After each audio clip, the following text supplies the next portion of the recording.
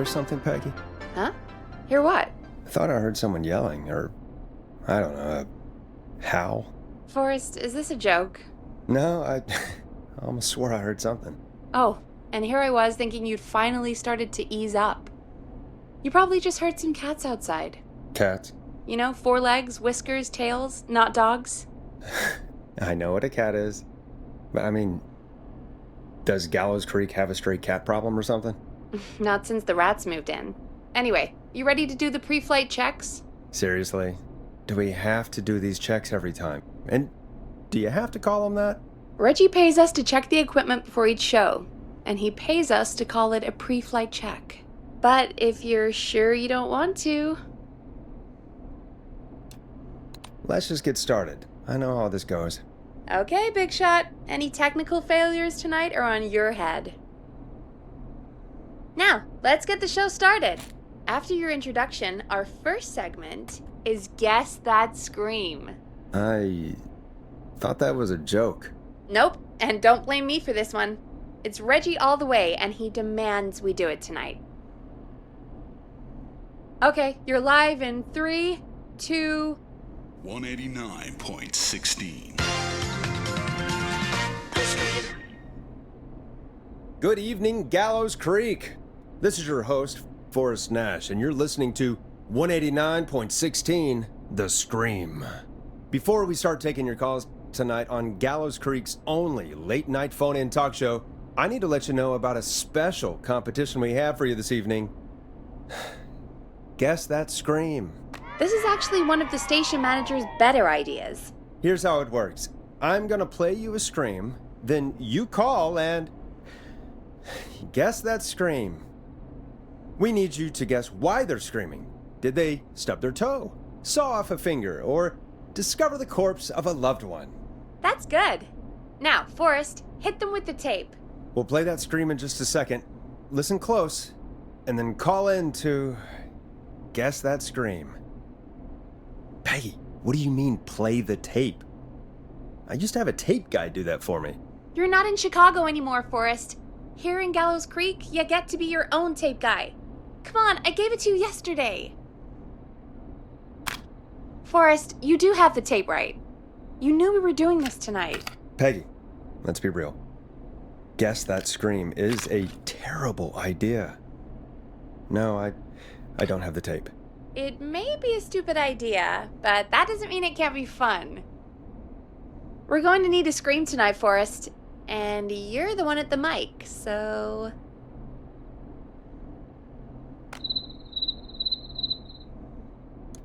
Really, Peggy? You want me to scream? You know this show depends on my golden voice, right? Come on, Forrest, just do it. That's enough dead air already. Just think of a scream and let it rip. Oh, God. Sorry about that. I'm back. Had to step away there for a second. Listen close, and then call in to guess that scream.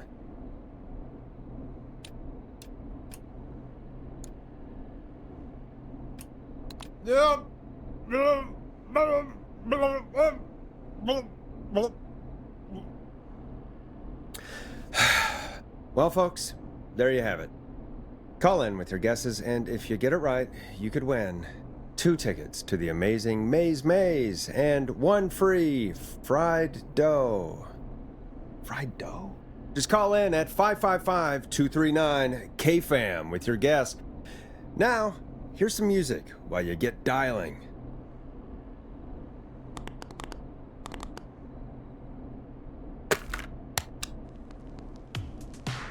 Time to go on the journey that is Blast Processor with their hit song 1980X. Oh, God, Forrest, that was amazing. Thanks. I can't wait to hear what people think that was. How the hell did I get into this mess? Lighten up, Forrest. That's going to be the highlight of my week.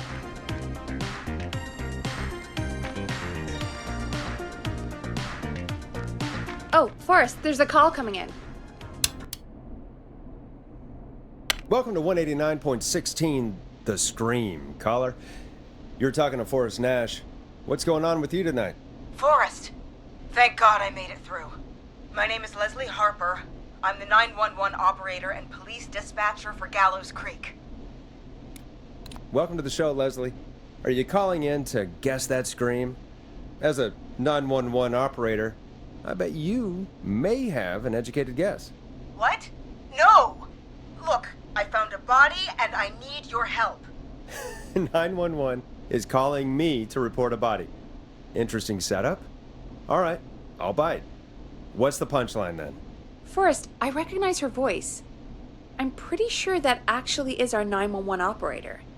I think this is real. Peggy, I'm not gonna be happy if this is a prank. I don't do prank segments on my shows. It's in my contract. Forrest, I really don't think this is a prank. Leslie, if you're telling the truth, you should report this to the sheriff. What was his name? Sheriff Andrews or whatever? I'm at the sheriff's office right now. Wait, what? Sheriff Matthews is dead. What? Sheriff Matthews is dead? I couldn't get any response from the department. That's never happened before, so I came to the station and I found him. Oh, God, poor Sheriff Matthews. Do you know what happened to him? Someone got him. Someone got up very close and I really don't want to say what they did to him. Did he fight back? I don't know. I think he tried. He's surrounded by bullet casings. I think he tried to shoot at whoever it was, but I don't understand. Where are the other officers? Do they know?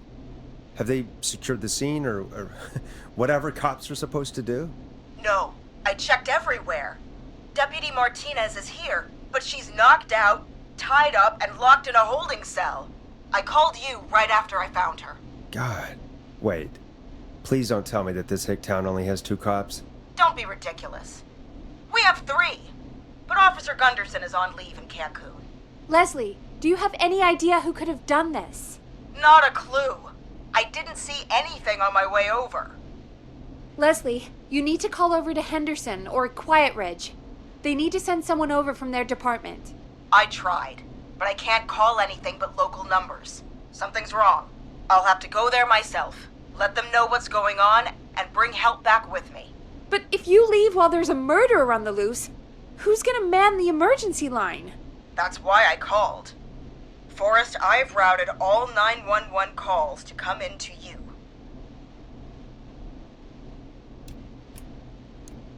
No, I'm sorry, but this is a terrible idea. What on earth made you think to do that? You're the only person with experience manning a phone line around here. You're the only person equipped for the job. Besides, there are lots of transferable skills between the two. It's like an interview. You ask questions to get information you can use. Keep people talking, you know?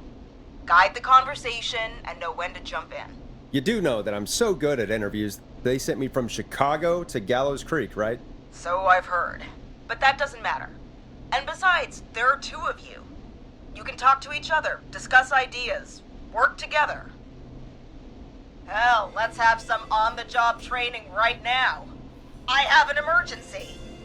I need to get an unconscious Deputy Martinez out of that holding cell. It looks like whoever attacked her threw the keys into the cell after they locked the door. Is there any way you can reach the keys? No. There aren't any bars to the cell, and the door itself only has a food tray slot. And that's too narrow for me to reach through. There's gotta be another way in.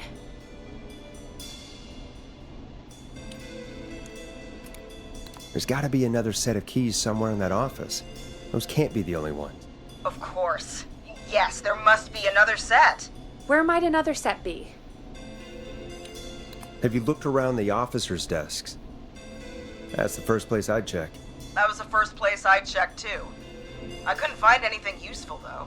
Maybe Sheriff Matthews had a set of keys on him when he... you know. I couldn't see any at a glance, but I didn't really look up close. 1 second. Oh, I think I might be sick. Sorry, Sheriff. I'm just gonna turn you over and... Oh. Please don't stare at me. Oh, wait. That might be them. I think I got the cell keys. Looks like Sheriff Matthews might have saved his deputy. Do the keys work? They do! Give me a minute to untie Deputy Martinez. I'll be right back. So far, so good, I suppose. How are you feeling, Forrest? Yeah, that seemed to go okay. Maybe Leslie was right. Maybe we can handle this 911 business. That's the spirit, Forrest. I think you're right. Though, I have to say, I really hope this is the only call like this we get. Same. Come on, Martinez. There we go. Just gonna sit you in your office chair. We'll head to my car in a minute. I'm back. Deputy Martinez is still out cold. I'm taking her in the car with me to get help in Henderson. If the killer came back now, Martinez would be a sitting duck. That's a good idea. We don't want to take any risk right now. Thank you, Forrest. You and Peggy just worked together like you did earlier. You can do this. Now I'll be back as soon as What? My car! My car is on fire! What do you mean it's on fire? How the hell? Did it just go up in smoke? What happened? Wait. What? No way. This can't... Well, Forrest, we have big trouble. What's happening? What's that noise? It sounds like whistling? Whistling? It can't be. Oh my god. I can see him, but he's dead, right? Right? But that mask, how the hell is he? Who, Leslie? Who? The Whistling Man! The Whistling Man? Who's the Whistling Man? He was a serial killer back in the 50s, wore that mask. But he's dead! He's... What the hell? Oh, God. Do you think he attacked Sheriff Matthews and Deputy Martinez? He's coming this way! Leslie, stay inside and lock the doors. Right. Shit, we need a new plan. My car's torched. We need to think. There should be police cruisers at the sheriff's office, right? Like, you should take one of those. Yeah, that could work. Let me check if Martinez has any... I'll just reach into your pocket there, Deputy, and... Yes, got him. Keys for Squad Car 3. I saw that parked out front when I got here. Nice one, Forrest. Good thinking. But, wait. How am I supposed to get us to the car? The Whistling Man is right there. The sheriff must have a gun, right? Can you see it? There was a gun next to him. Let me grab it. Shit. It's empty. He must have emptied it trying to defend himself. There must be a weapon lockup in the station, right? Could you grab something from there? I saw it earlier, but as you might have guessed, it was locked. But maybe one of these keys I got earlier will help. Let me see. No! Shit! None of the keys work. Are there any other weapons lying around that you could use? I didn't see anything earlier. Let me check Deputy Martinez's belt.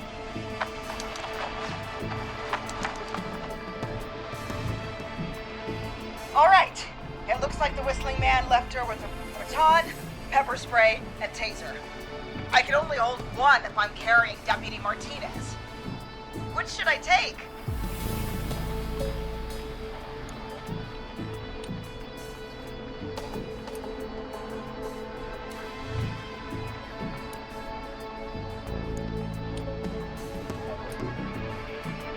I mean, it's gotta be the taser, right? Got it. I'm just going to grab Deputy Martinez and then... Wait. Do you hear that? No, I can't hear anything. Exactly. It's gone quiet. No more knocking. Be careful. I don't like it. Me neither. But it's an opening, and I've got to take it.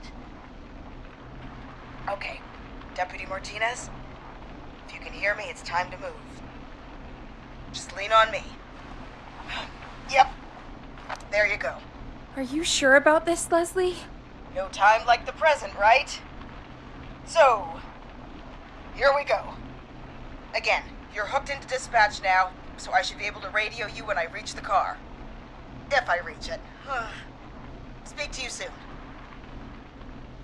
Good luck, Leslie. That's one brave woman. God, I hope she makes it through this. You know, I've got to say, this really wasn't what I expected when I came into work today. Well, they always say you have to be ready for everything in live radio. Oh, I think we've got Leslie back on the line. I'm putting the call through. Hello? Forrest? Peggy? This is Leslie. Are you there? Over. Hello, Leslie! So I guess you made it to the car then. We did. Deputy Martinez is in the passenger seat, still out cold. I don't see the whistling man anywhere, and I don't plan to wait for him. So I'm going to get us moving. Jesus! God damn it! Get back! Get away from her! Leslie, what's happening? The whistling! No! Get off her, you son of a bitch! Yeah! Take that! Leslie, drive! Don't worry, Deputy Martinez. We're out of here. Sounds like you handled that pretty well. Forrest, that taser? Definitely the right call. Oh my god, I can't believe we escaped. Well done, Leslie. You saved a life. Just another day for you. Oh my god, yeah. But let me tell you, I prefer doing it from your side of the phone. Leslie, how long do you think it's going to take to get help? Gallows Creek isn't Nowheresville, but it's pretty damn close. It's going to take a while, maybe 2-3 hours each way. Slightly less if I put my foot down. We'll do our best to keep everyone safe until then. Thank you. Just do what you did just now, and Gallows Creek is going to be okay. Anyway, once I'm in... Oh, I think Deputy Martinez is starting to stir. Forrest, Peggy, I've got to go. I'll be out of range soon, but I'll radio back as soon as I can once I got the cavalry. Take care, Leslie. Be safe out there. Good luck, Leslie. Feel better soon, Deputy Martinez.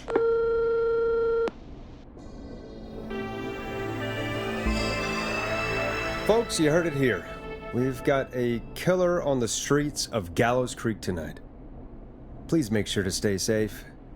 And Leslie, we're counting on you. We're going to get back to the show meanwhile. If you have anything on your mind or have any information about this Whistling Man character, then give us a call.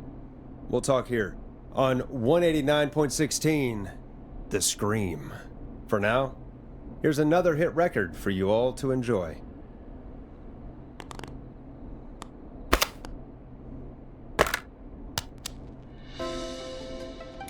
It's David Scopo with Moonlight. This is not what I signed up for, Peggy. This is actually insane. Did she really say it's going to take her 4 hours? This guy's going to kill half the town in 4 hours. Forrest, that's not helpful. I know, I just... Who is this Whistling Man character anyway? He was a serial killer back in the 50s. Edward Marshall Mooney. Went around in a freaky mask, whistling, and killed about a dozen folks in Gallows Creek. No reason for it. No motive. He just did. Okay. What happened to him? Well, police chased him up to Ellis Point one night. We call it Whistling Point now. And it was on this night actually. The police cornered him and he jumped into the river. His body was never found. So is he alive? Dead? I mean, what's the story? Story is he's biding his time, waiting to take revenge on the town. All right, that's the story. What's the truth? Other than we have a whistling killer on our hands tonight, I don't know.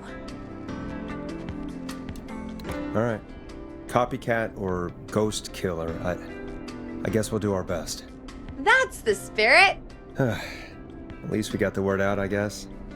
What kind of listening figures do we get at this time?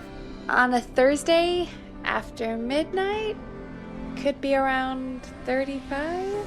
35? Isn't 3,500? Huh. I didn't realize Gallows Creek was that large.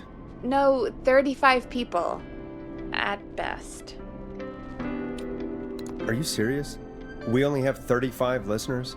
35, yeah. It's a school night. And what's the population of Gallows Creek? I don't know exactly. A little over 1,000? Oh. How many did you get before? You know. Before my career exploded and I ended up on a midnight hour talk show in the town of 1,000 people? Yeah, before that. Around 5 for most shows on the low end. Big Gas could pump that up to 10, 15, easy. 5,000 on the low end? We could only dream of that. 5 million. Million? Yeah, sometimes that's just the way it goes. At least the Whistling Man hasn't killed me yet, I guess. Yeah, I guess we're gonna learn a lot about perspective tonight, huh? Oh, we have a call coming in. Take it when you're ready. Hello, caller. You're live on 189.16, The Scream. Is everything, all right?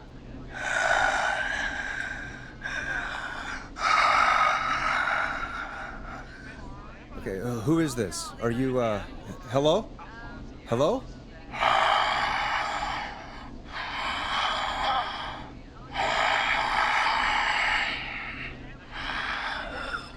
Okay, what's your name and why are you calling in?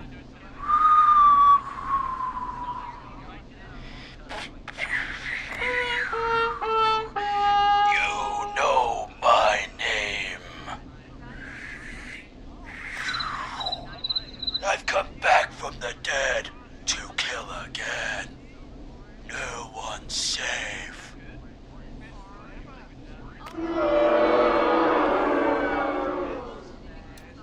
Do you accept requests? I've got a list of names I'd love to see in the obituaries. Maybe you must make a sacrifice to us. A sacrifice? To us? I mean, me. We want cheese-dusted pretzels. I want cheese-dusted pretzels. Or I'll cut your face off. Goddamn kids. I'm cutting them off. Not yet. I want to deal with them.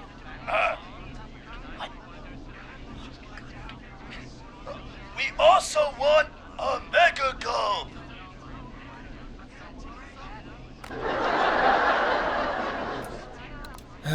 Okay, so cheese-dusted pretzels and a mega gulp behind the gas station. You got it, Whistling Man. A wise choice. See you soon, Forrest Nash. Needless to say, I won't actually be going out to the gas station to buy anything for these kids. And none of you should be going out tonight either. We've got an actual killer out there. Anyway, this next one's dedicated to all of you staying inside with your doors and windows locked. Now it's time to go with The Flow. And this is their hit, Crying for Help. Peggy, the hell was that? Kids pretending to be a killer who right now is stalking the town? It's a thing. A thing? Ugh, kids around here. They pull pranks pretending to be him. By pretending to be this Whistling Man character? They think it's funny, but it's not. It's not funny at all. And there's no chance that our Whistling Man was just a prank. That Leslie... No, that's real. Christ. Let's stay positive. We still have a show to do. We already have another caller on the line. All right. Let's do this. Hello, caller. You're live on The Scream with me, Forrest Nash. What? I dialed 911. I need the sheriff right away. Okay, right. Well, I'm filling in for 911 tonight. What's your name and what's your trouble? My name is Sandra Sharp, and I need the cops now. I'm sorry, Sandra, but the sheriff is dead. We're trying to get help in from Henderson now. What? God. Listen, you've got to help me then. I drove to the edge of town for a jazz run, and now some psycho dressed like the Whistling Man is after me, knife in hand. Oh God, it's actually happening. Where are you now? Did you escape to somewhere safe? Oh, I did, baby. I jazz ran all the way to my car and nothing flat. But I dropped my keys somewhere along the way. I never locked the door, at least I've got a place to hide, but I can't get moving. Is there anywhere else you can go? Do you have any friends nearby? Oh, I'm not going back out there.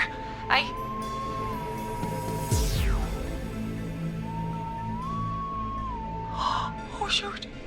Oh, he's back. Look, I don't know a thing about cars, but I gotta start this engine without the keys, and you're gonna have to help me. Wait, I don't... If it helps, I've got a toolkit buried beneath my spare sweatbands. I'll call you back when I find it. You're listening to 189.16, The Scream. Hosted by me, Forrest Nash, your friendly neighborhood radio host, mechanic, and savior. Sit tight while the record spins, folks.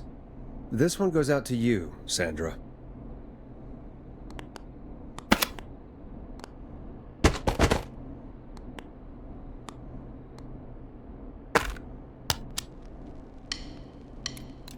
Listen in to this next track from Late Night Lurkers, if you dare. Doesn't the station have a show about cars? The Tamora twins or something?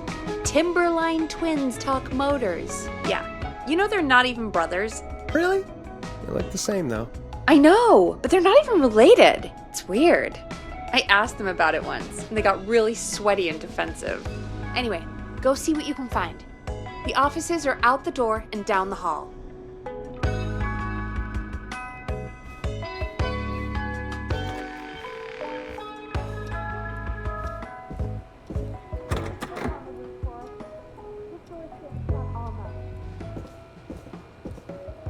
I'm not getting in there tonight.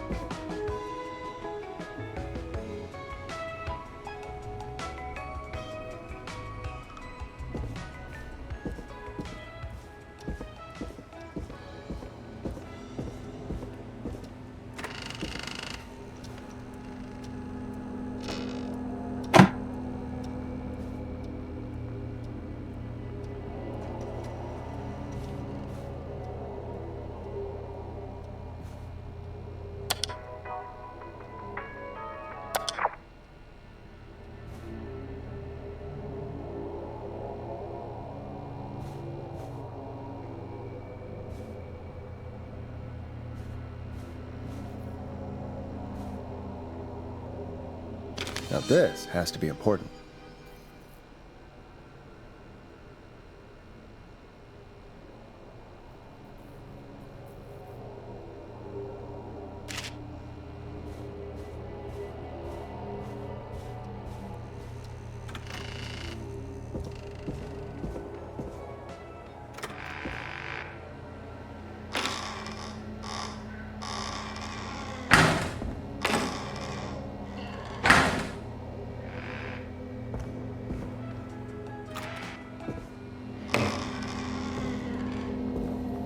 This looks useful.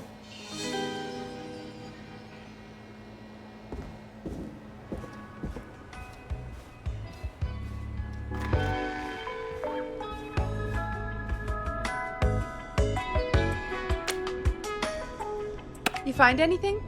Yeah, I found a magazine about hot wiring cars. Well, that sounds perfect. Caller on line 1. Thanks, Peggy. We're back with 189.16, The Scream. How are you holding up, Sandra? The creep's looking through the parking lot trying to find me. But I've got my tools, and I'm ready to get this hunk of junk moving. How do we start this baby?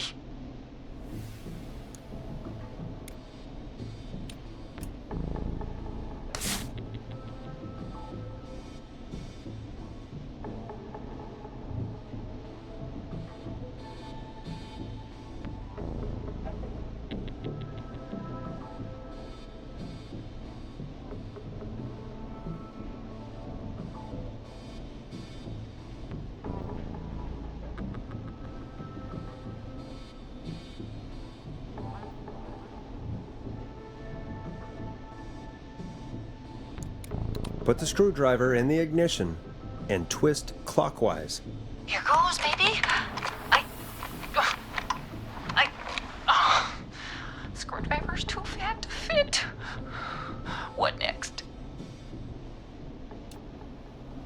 Unscrew the steering column. All right. Just turn. Just turn. 1, 2, 1, 2. Oh, God. How long are these screws? Okay. Cover's off. Okay.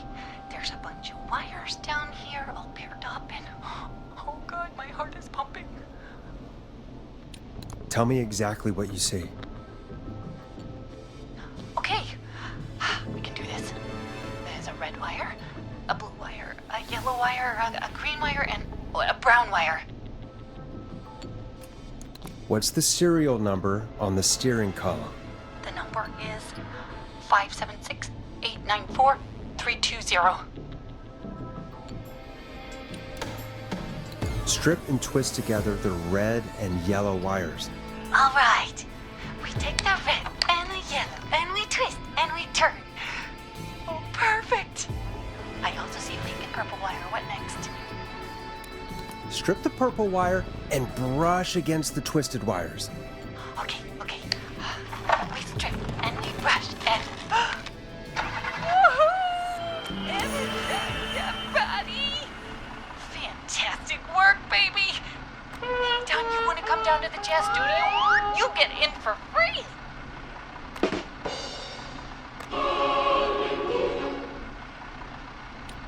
I almost can't believe it, but we did it. Nice work, Forrest. I bet Sandra is positively jazzed that you answered her call. You bet I am, baby!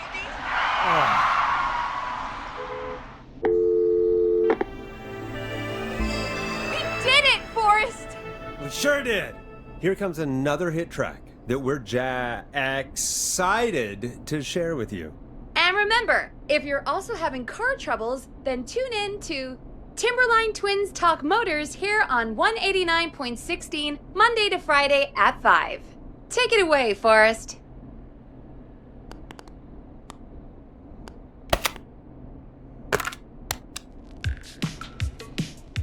It's funky, it's groovy, it's Stabbing the Twilight by Knife and Easy. I still can't believe this is happening. Right? Like Gallows Creek didn't already have enough to worry about? What do you mean? Gallows Creek is a miserable place to live. Really? Miserable?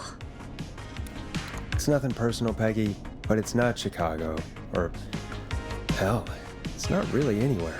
Well, I like it here. People are polite and, Stab happy? don't be awful, Forrest. Come on, there must be something you like about this place. I guess some folks have been okay.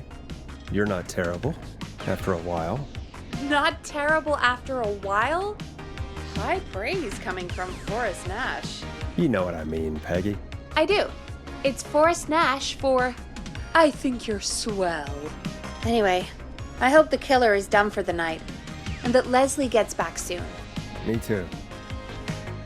Can we at least call off that stupid Guess the Scream contest now? Yeah, that'd probably be a good idea.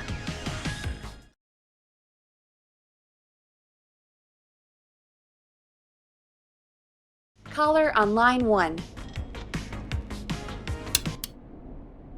Evening, caller. This is Forrest Nash, host of 189.16, The Scream, and tonight's 911 stand-in.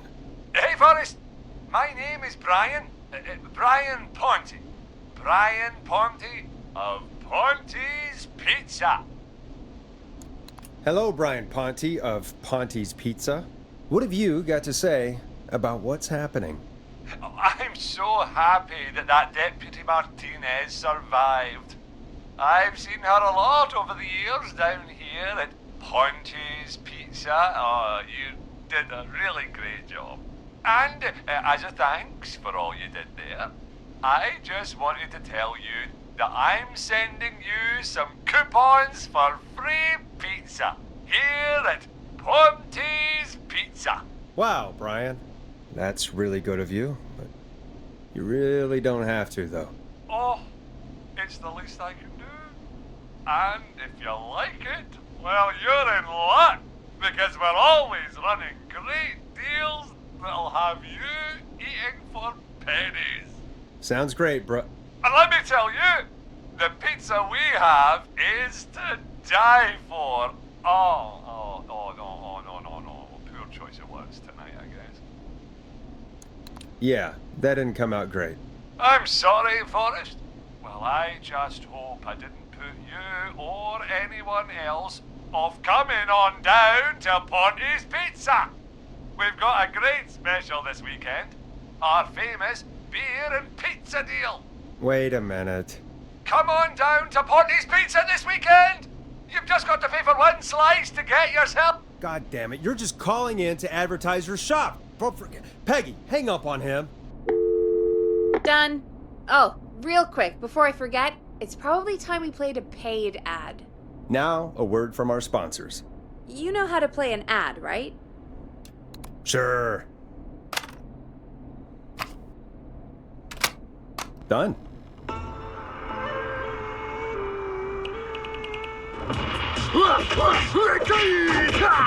Do you seek ancient wisdom? Do you want to double your power? Are you ready to unlock your inner warrior for only $24.99? Then step into Master Robbie's deadly dojo of Kung Rate and receive direct by video warrior instruction from me, Master Robbie. You will learn the 4 qualities of an ultimate conqueror. The power of the alligator, the discipline of the tarantula, the speed of the tuna, the poise of the scorpion, and the wisdom of the bullfrog. Using classified techniques, I'll unlock your inner chi after only 5 30-minute video sessions. Ultimate power and wisdom can be yours now for the low price of only $24.99. Just call 555-7861 USA to take your first step to becoming a champion.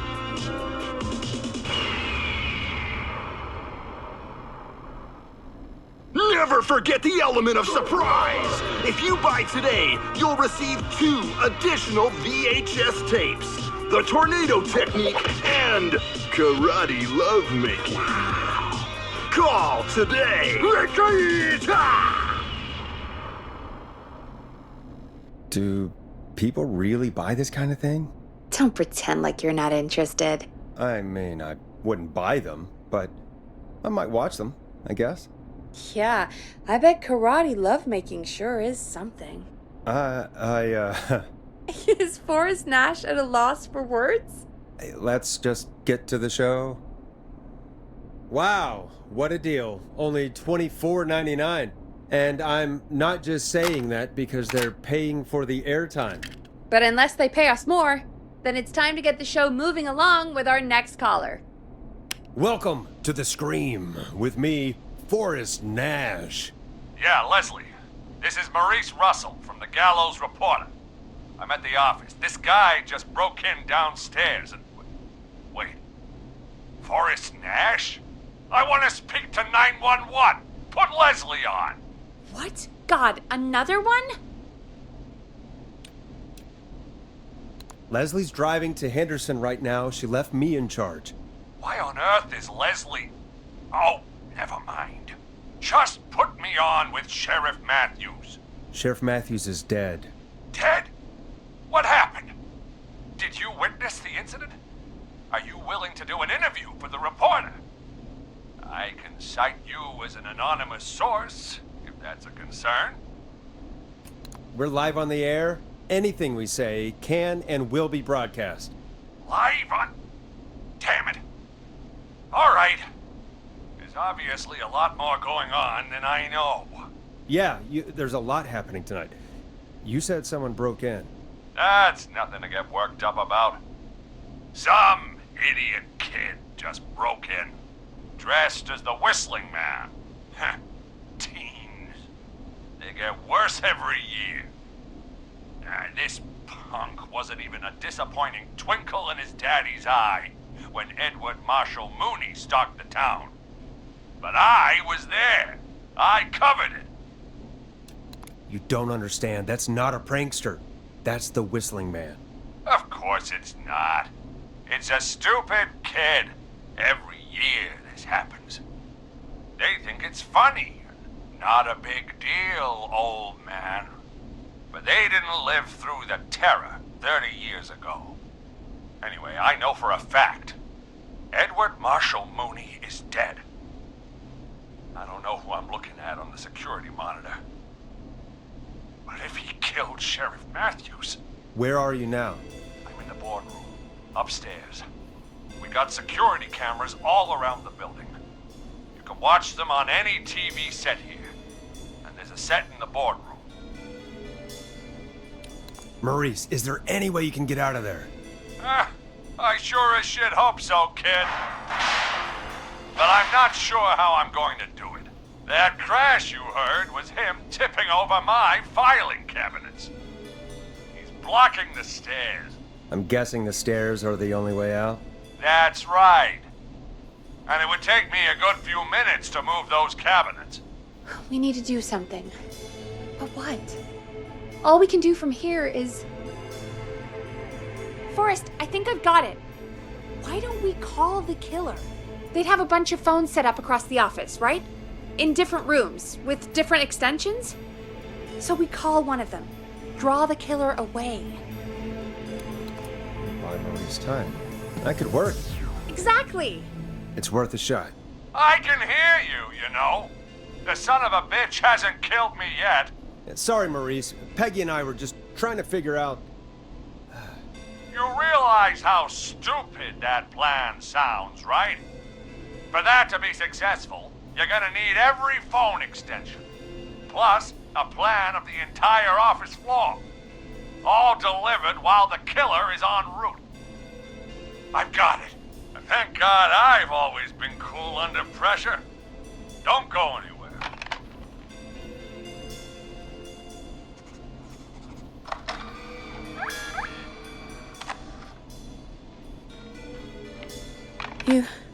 You don't think the killer got him, do you?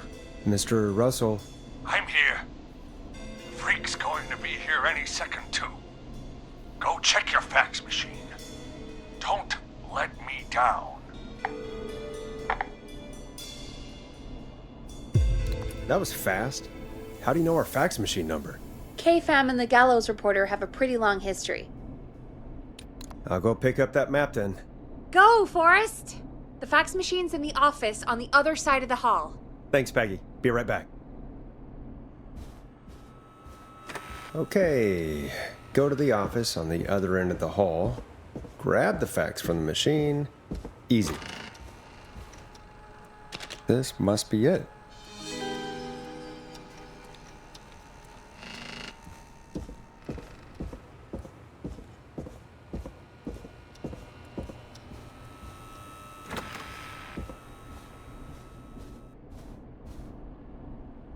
Hey, did you get the fax?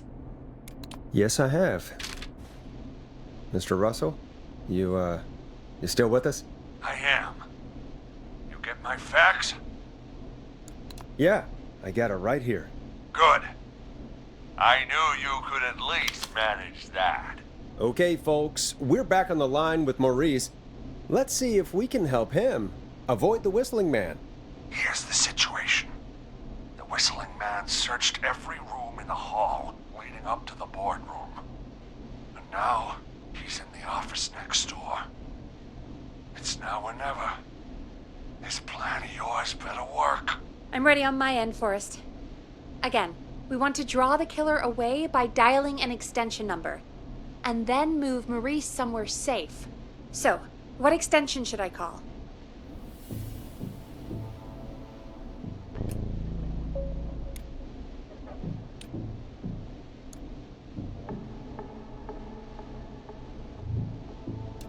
Call the editor's office. The extension is 03. Got it. I'll put the call through when you're ready. All right, Nash. Where do I need to go? You're moving to the kitchen. Yeah, that makes sense. Go somewhere he's already checked. Not bad, Nash. I'm ready to place the call. Are you ready, Mr. Russell? Don't have much choice, do I? Make the call. Yes, sir. Calling now.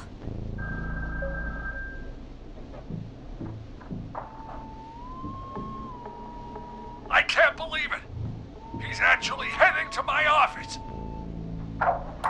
It was all Peggy's idea. Credit goes to her. Aw, don't mention it. The coast is clear. I'm shutting off the TV so he won't see me on the security cameras. Then, making my move. I'll call when I get there. Do you think he'll make it okay? I'm sure he'll be fine. But now what do we do? We gotta find some way for him to get past that barricade. What do you mean? I don't think calling the Whistling Man is gonna buy Maurice enough time to move those cabinets. We gotta think of something else. Yeah. Maybe we could... Oh! Call incoming. You ready? Ready as I'll ever be. I put him through. Alrighty. Mr. Russell, are you there? I am. I don't think he saw me.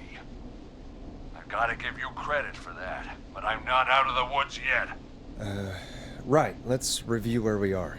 So, the only way out is by the stairs, which the Whistling Man has blocked with furniture. Exactly. I can move the furniture out of the way, but not quickly or quietly. Could you lock him in a room? That'd probably buy you time enough, right? Maybe. But the damn fire regulations say every door in the office has to unlock from the inside. He'd be able to get out just as soon as... Wait, no, I got it. The secret archive through my office, where we keep our most sensitive records. Ooh, a secret archive? Reggie would love that. What have you got back there? Juicy secrets about outer space? Peggy, I don't think now's the time to be playing around like that. You're right. Sorry, Forrest. Kids, we're in the big time now. I've got it all figured out. The secret archive. There's no lock on the inside of that room, only the outside. You can't break out. If we can get him in there, and I lock him in... We can catch the son of a gun. Exactly. Oh my god. Forrest, we might be able to end the nightmare right here. So should I call the secret archive then? You can't. The archive is a room for secrets, not gossip. So we don't have a phone in there. Oh, we're gonna need to change it up then. Any ideas, Forrest? Maybe we could use a radio. There's no radio in the secret archives. Are there no radios at your offices?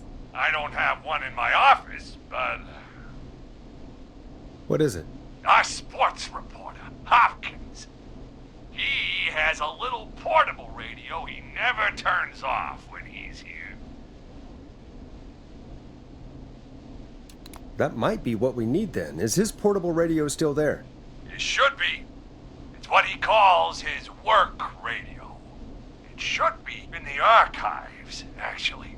I'll sneak over while our friend is still distracted with his search. I'll call you back once I've got the radio. We're gonna save him, Forrest. Heck, if this works, we might even save the whole town. There's still a lot to do before we celebrate. Let's just see how it goes first. What do you mean? He's not out of there yet. He's still got to find the radio, unblock the stairs. I know, but we've got a plan for how to do that. And, oh, call incoming from the reporter. Putting it through now. Nash, hello? Nash, are you there? I'm here. Is everything okay? I found the radio. It's right where I thought it would be. It's all coming together. I'm just gonna turn it on quickly, make sure it's still got some juice. Maurice, turn the volume down. We don't want that thing blasting just yet. Yeah, I knew that, Nash. I was just doing that when you yelled at me. The radio works! If I make it out alive, Hopkins might just get that day off he wanted. He's earned it. Let's do it for Hopkins, Forrest. Wait. Ah, God damn it. If I can't have this stupid thing turned up, how am I supposed to draw the killer? I can't be in the room when it's on, or I'm dead. You just... Oh, that's a good point. But wait, we're the radio. We can just be quiet until you're ready. If you can do that, then... Yeah, sure. 189.16, I know that's your station number. But a good editor always double checks. Can you confirm that? You got it. 189.16. Good. I've got the radio on silent, but I'm tuned in. Now, I just need to get to my office. Sounds like we need to make another call, Forrest.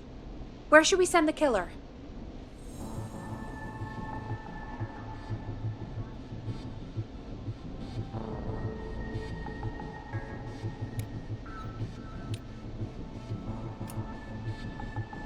Call the boardroom. The extension is 04. That might work. The boardroom is fairly close to the editor's office, but we haven't seen the killer go there yet. Are you sure? I'm sure. Make the call. Okay, calling the boardroom now.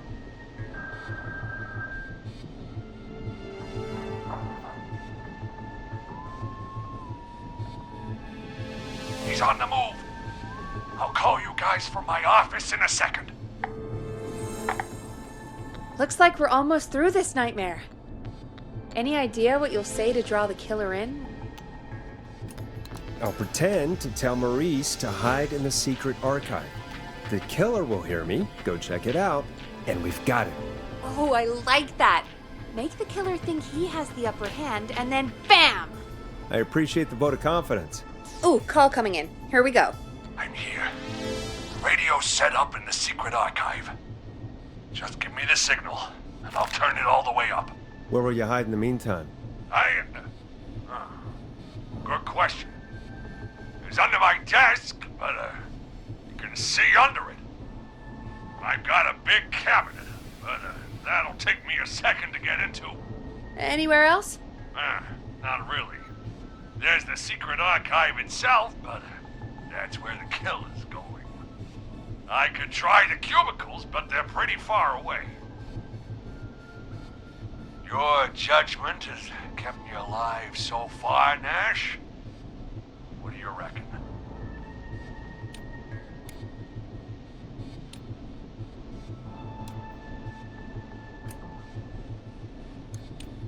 Hide in your cabinet. All right. Well, this is it. I'm going to go turn the radio up to full blast now.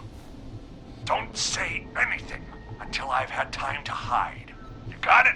We know the plan. You can trust us. Here we go.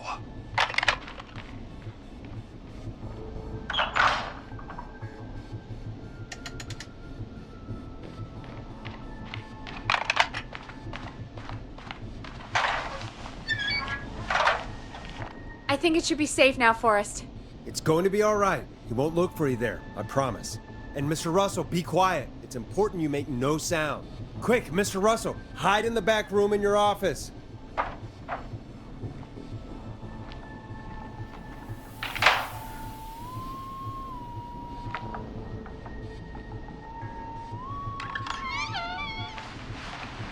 Listeners, this is Forrest Nash of 189.16, The Scream. And if you've just tuned in, See you in hell, kid! we've just locked up the Whistling Man. Forrest, you beautiful bastard! I can't believe that actually worked! If I'm being honest, I can't believe it either. Thank God it's over. I'll be off now. Gotta get out of here. Write up a few notes. Call a few friends. I'd feel safer waiting for the cops to come grab this freak with some company. Hey, maybe you and me could do an interview tomorrow for the Gallows Reporter. I'll think about it. Let's see what tomorrow brings. I'll take that as a yes. Talk to you soon. There we are, folks. The Whistling Man is locked up. Let's all take a deep breath. And play some killer tunes.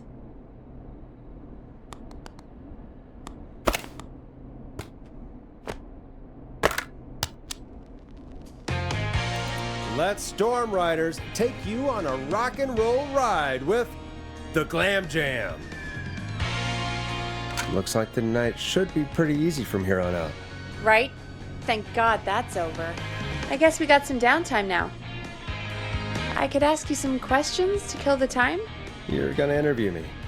You sure about that? You're not so scary. Besides, we've been working together like a week now, and you're still all shrouded in mystery. All right, shoot. What do you want to know? Question 1. Tell me about your family. What? Come on, Peggy. That's too general. Okay. Did anyone move with you to Gallows Creek? Nope. Now that's too specific. Too specific? Do you have any siblings? I don't. I'm an only child, and my folks are dead. Oh, I'm sorry, Forrest. You're sorry. Why? Did you do it? Of course not. I'm just messing with you. Anyway, what about you? Any siblings? Your mom and pop still around? I thought I was asking the questions. You are. I'm just making conversation now. Oh. Well, my folks went the same way as yours. Oh. What happened there? My dad walked out when I was about 13. He'd been a wreck for a while. Then he got himself into a wreck, and, well, that was Dad. Mom didn't take it well. She remarried pretty quick after that. She wanted to forget Dad so bad, she even made me take my stepdad's last name. So I'm Peggy Weaver now. Anyway, Mr. Weaver got sick one day, and my mom didn't last long after he went. I'm sorry to hear that, Peg. Don't call me Peg. Yeah, sorry. I was just trying to be... It's okay, I know. I'm sorry. I'm defensive about that name. Any siblings? Funny you mention that now. No, not anymore. I had a sister, but I haven't seen her since before my dad. Hold on. Someone just rang the door buzzer. What on earth could someone want at this hour? I don't know. Do you want to go check it out? Me? You sure you don't want to go? I can't leave the booth while we're on air. One of Reggie's K-Fam regulations. I'll pass you the key to the stairs. Gee, thanks, Peggy. The buzzer's on the front door. See you in a bit.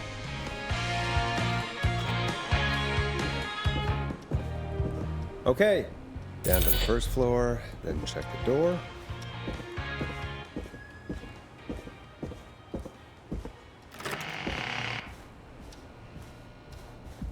Wow, that was ominous. A tape.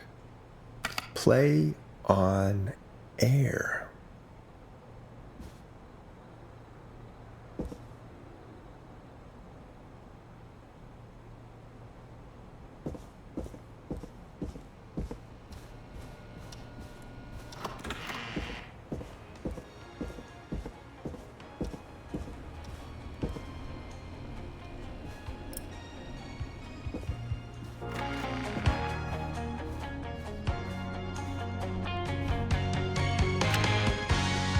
Who was there?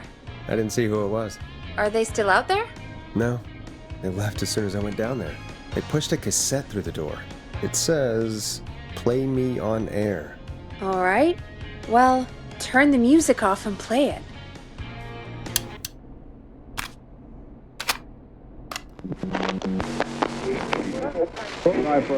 Hello, Gallows Creek. Time to Pay the price. Time to pay for lies. Time to sit there. I will punish you. I'm going to enjoy this. I did not enjoy that. What the hell was that? Oh, Forrest, we're still on air. Say something. Folks, Folks, the tape you just heard was passed through our door only moments ago. I don't know how or why that came through our door with the killer locked up, but be careful, Gallows Creek. Stay home and stay safe. Give us a call if you need help. You can get us on 911.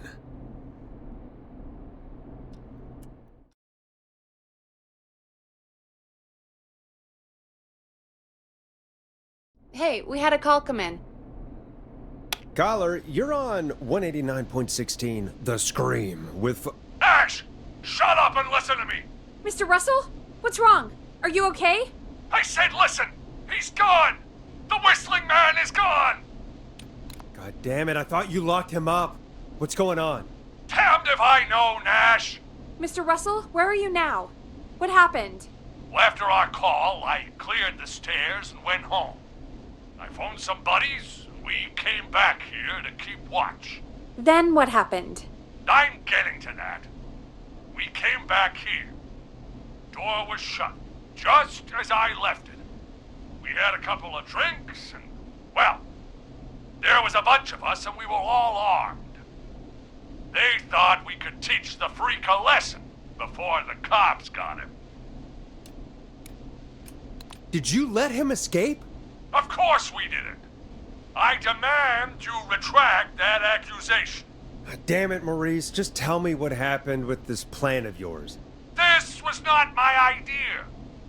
The guys just grabbed their weapons and unlocked the door. I braced myself and... Then nothing. The room was empty. The door was still locked. How the hell did he get out? Are you sure it was still locked?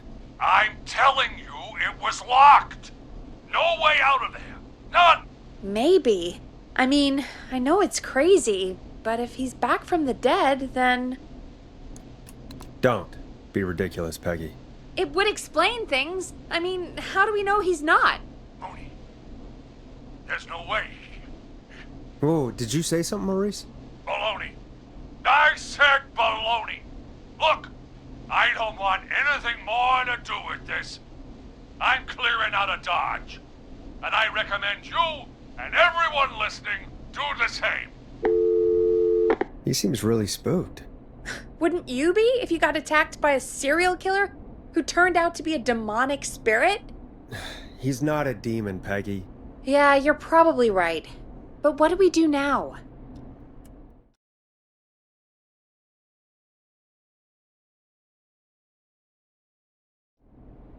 Thank you again, Mrs. Mackenzie, for the helpful tip.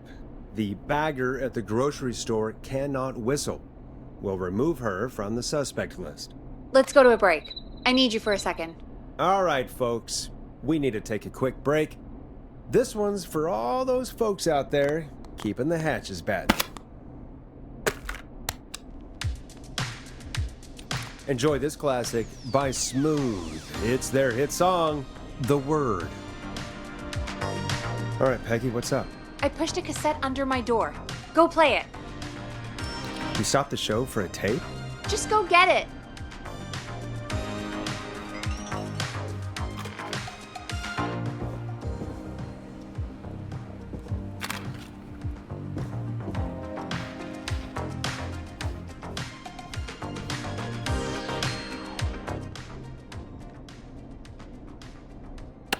All right, I've got it. Did we forget an ad or something? I don't know. It was buried in my work mail. I only just saw it. See what it says. Play me ASAP, off air. That's Reggie's handwriting. And he wrote it in purple. And? Purple is Reggie's angry color. He only writes in purple when he's really pissed off. He has an angry color? Oh, Forrest, I'll give you the Reggie rundown later. Right now, we need to play that tape. Or try your call again. Straight to voicemail? My God. Are there any professionals at KFAM? This is Gina Franklin. I'm calling because your backwater station has not honored our agreement. We gave you Mr. Snatcher's newest single, the kind of honor you've never had and probably never will again. And we've still not received any information about when you're fitting it into your busy programming. I'll be frank, I didn't want you as part of this debut, but Mr. Snatcher, due to his prior friendship with Mr. Nash... Prior and current friendship, Gina. Forrest, mate, you alright? Don't worry about Gina, you know how she is. But yeah, can't wait for you to hear the new single, man. I think Final Breath is my best work yet. I really hope you and your listeners like it. And man, if you ever find your way this side of the pond, let me know. We'll have to catch up. God damn it, Claudia. If Final Breath isn't played on your airwaves by the end of Mr. Nash's show tonight, the next call will be much less friendly. That was Roddy Snatcher, Forrest! You know, Roddy Snatcher? Yeah, Roddy and I are old friends. I love Roddy! I Will Always Find You was my song. I wish we still had it in rotation. Oh my God, I can't believe you know Roddy Snatcher. And I can't believe you didn't tell me he sent you his new single. We have to play Final Breath. Where is it? I don't know. They mailed it to KFAM, not to me. Then it's gotta be downstairs at reception. Man, I can't believe Barbara didn't say anything. I mean, well, if that fiasco last Friday about the missing Knife and Easy track is any indication, folks at KFAM aren't against hoarding station music for personal use. I think we're still missing a few tracks, actually. Well, go get Roddy's song before Gina sues the pants off us.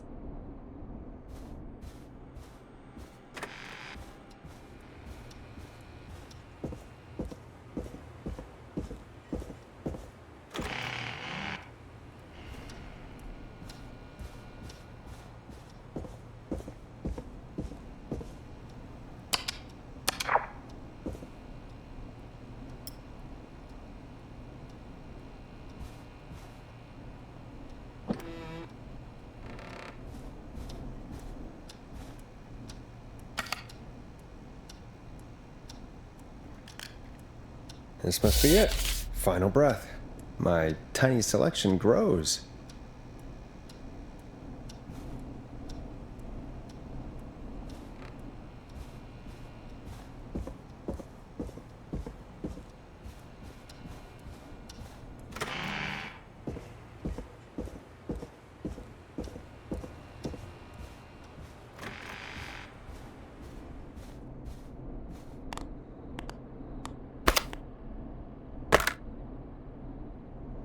Hey, did you get it? Got it. Let's get this on the air. Gallows Creek. I'm pleased to say we're in for a much-needed treat. Up next, courtesy of the British sensation himself, is a track you won't hear everywhere. Here's Final Breath by Roddy Snatcher.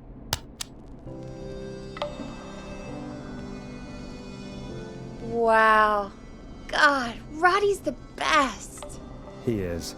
And more importantly, we should be safe from the worst of Gina Franklin.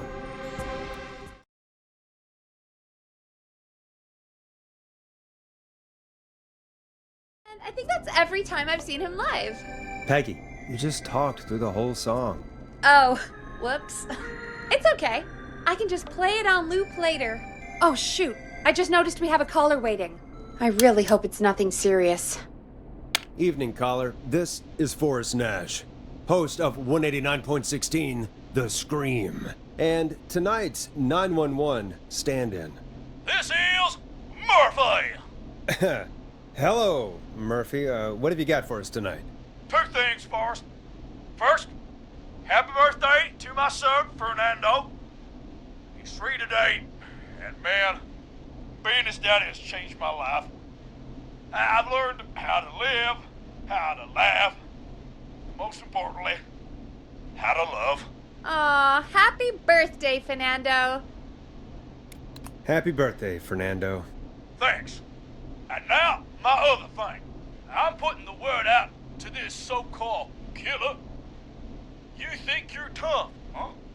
Big man with a big knife, huh? Prove it. Come face me, a true warrior, at the Gallows Waste Disposal Plant. Guess what? Are you gonna kick his ass, Murphy? Goddamn right! I'm gonna kick his ass! I got all the tapes in Master Robbie's Dojo series. So get ready, whistling man. You just let loose the junkyard dog. Oh no. And there he goes. Ladies and gentlemen, keep your fingers crossed for Murphy as he tries to become our hometown hero. Although, having heard that Master Robbie ad earlier, well, don't get your hopes up too much. Anyway, we'll be right back after this commercial. Teddy Gallows Jr. is a family man, a devout Christian, and a proud patriot. Teddy Gallows Jr. is Gallows Creek. Like his father and all his fathers before him, Teddy Gallows Jr. has worked hard to create jobs, improve infrastructure, and make Gallows Creek a good place to raise a family. Unlike current mayor Linda Cartwright, Teddy Gallows Jr. lives in Gallows Creek. He's our neighbor, and he stands with our neighbors. Like Sheriff Matthews, who, after years of keeping the peace, Mayor Cartwright is trying to force into early retirement. Teddy Gallows Jr. doesn't believe in keeping a good man out of a job. Teddy Gallows Jr. believes in the American dream. Does Linda Cartwright? Help Teddy Gallows Jr. keep Gallows Creek a good American town. Help him become mayor. Take a swing for Gallows Creek. Vote for Teddy Gallows Jr. My name is Teddy Gallows Jr., and I approve this message. God, what a jackass. 100% grade A asshole. Linda Cartwright isn't super herself, but she's not... Yeah, we don't have any more of those ads to air tonight, do we? No, just the one. Good. I have to ask, though. Take a swing for Gallows Creek? He set the home run record for Gallows Creek High. Of course he's one of those guys. Yep, he played lots of sports back in the day, and he never lets anyone forget it. Right. Let's just get back to the show. Well, folks, hearing that reminds me that every vote matters. That ad really made me want to take a swing at Teddy Gallows. You mean take a swing for Teddy Gallows? Yeah, sure. Let's find out from our next caller who's got their vote. We got a caller. You know what to do. 189.16. Hello, caller. You're live on The Scream with me, Forrest Nash.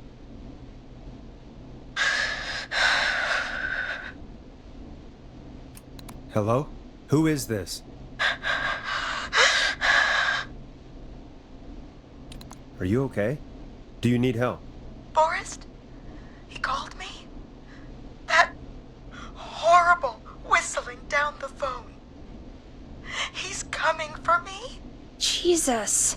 Okay, listen, caller. Don't panic. We've done this a few times now. We can help you. A few times already? So, you saved them, or? We sure did. You're in safe hands. Okay. We're gonna help you. Can you tell me your name, caller? I'm Dr. Sullivan. Virginia. Sorry. Take some deep breaths, Virginia. You're gonna be okay. Please don't let me die. I won't. Just calm down. Tell me where you are right now. What's your address? Oh, God. Is there a neighbor you can call for help? No. Everyone's away tonight. There's just a fraternity down the street. You live by a frat house. Yes, they're having a party. Had takeout coming in all night. Lawn covered in beer cans. They're getting wasted. And I'm about to get... Oh, God. Virginia, what's the name of the frat? It's... Oh, God.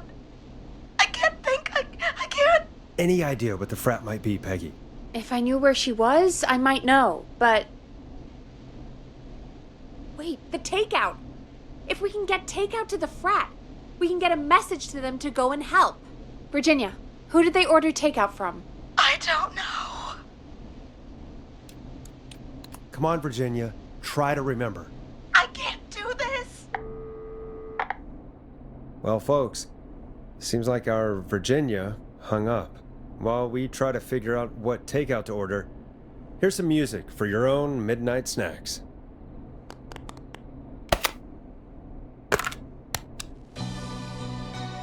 Hope you enjoy this one as much as I do.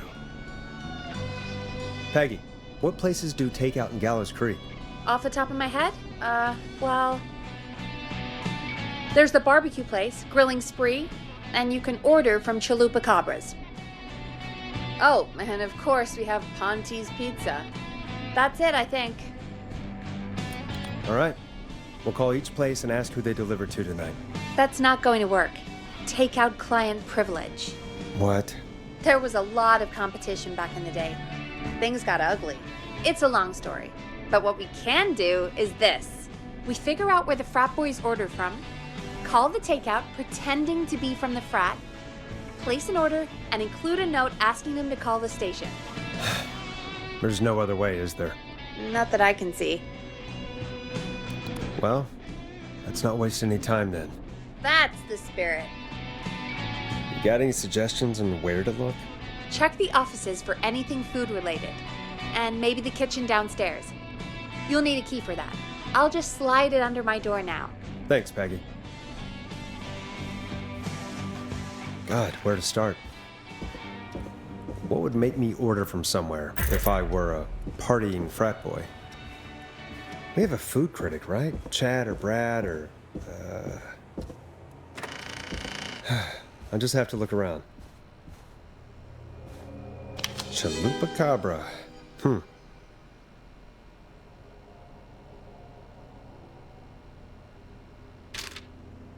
A promotion, huh?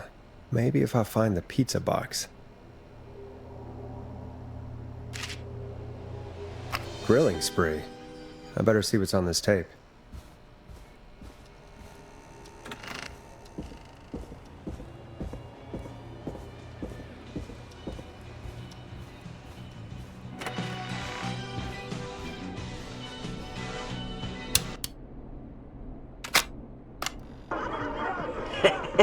Great party, man. Thanks. Can I grab another beer? Hey, sure thing. Let me grab you one out of the fridge. Oh no, we're out of beer. What am I gonna do?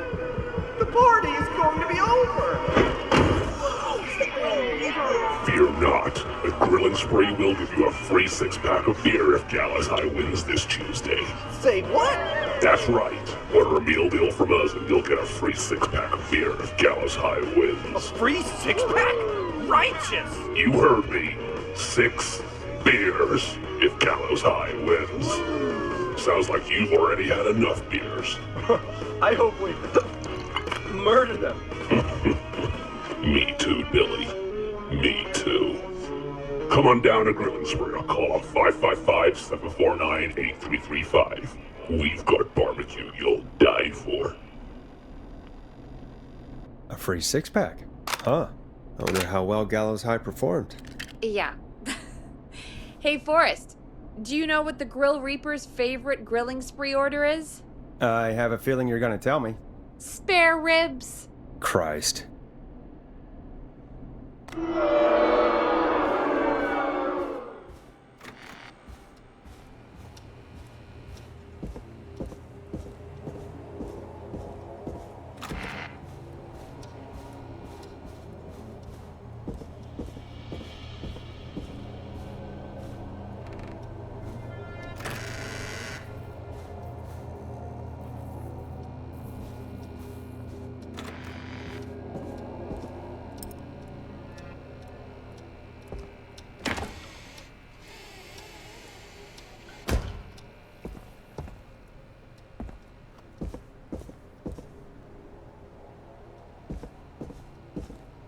Rooting through trash. This is a new low. Ooh. Interesting offer. I wonder how well Gallows High performed. Go Gallows High, I guess.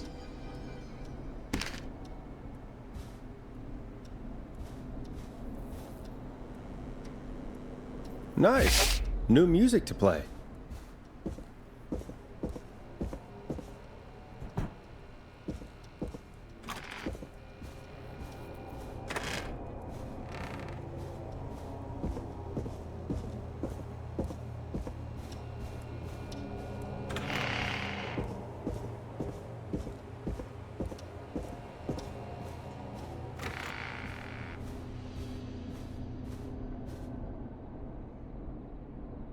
Hey, find anything useful?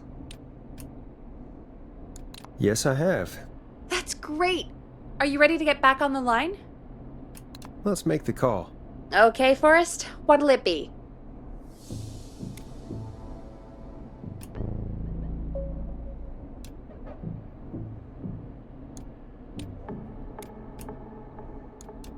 Call Ponte's Pizza.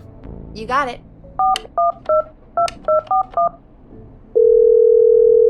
Ponte's Pizza is on the line. Ponte's Pizza. May I take your order? Fratman calling. We're in major need of foods for dudes. May I take your order?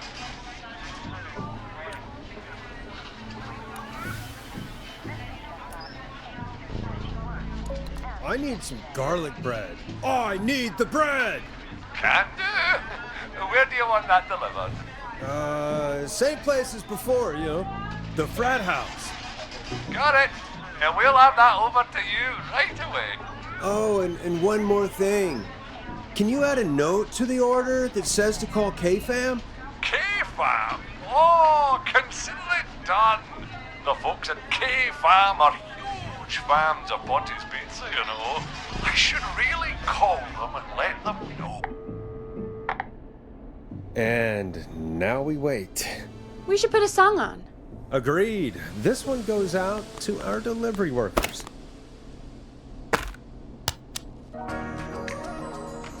This is I'm Coming to Getcha by Vice. One of the best tunes this year.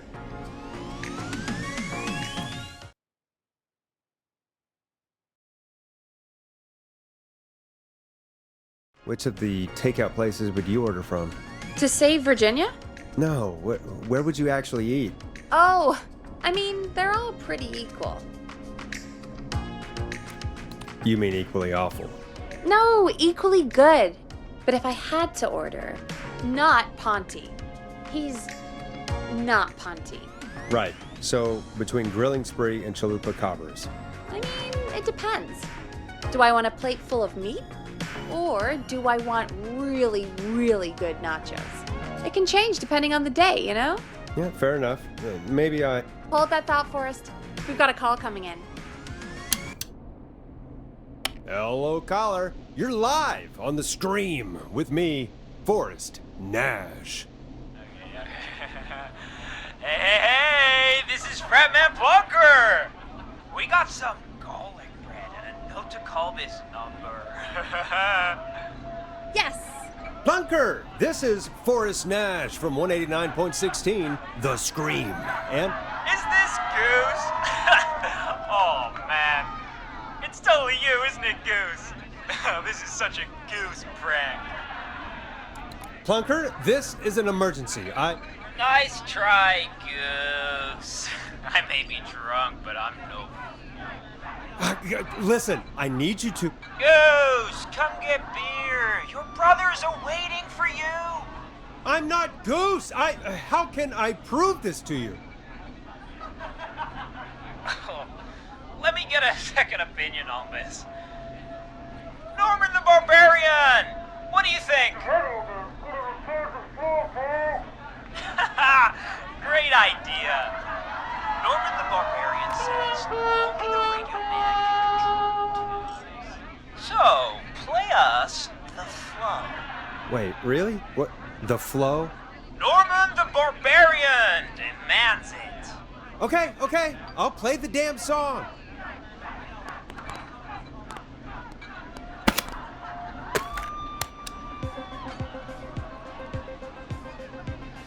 Oh, shit!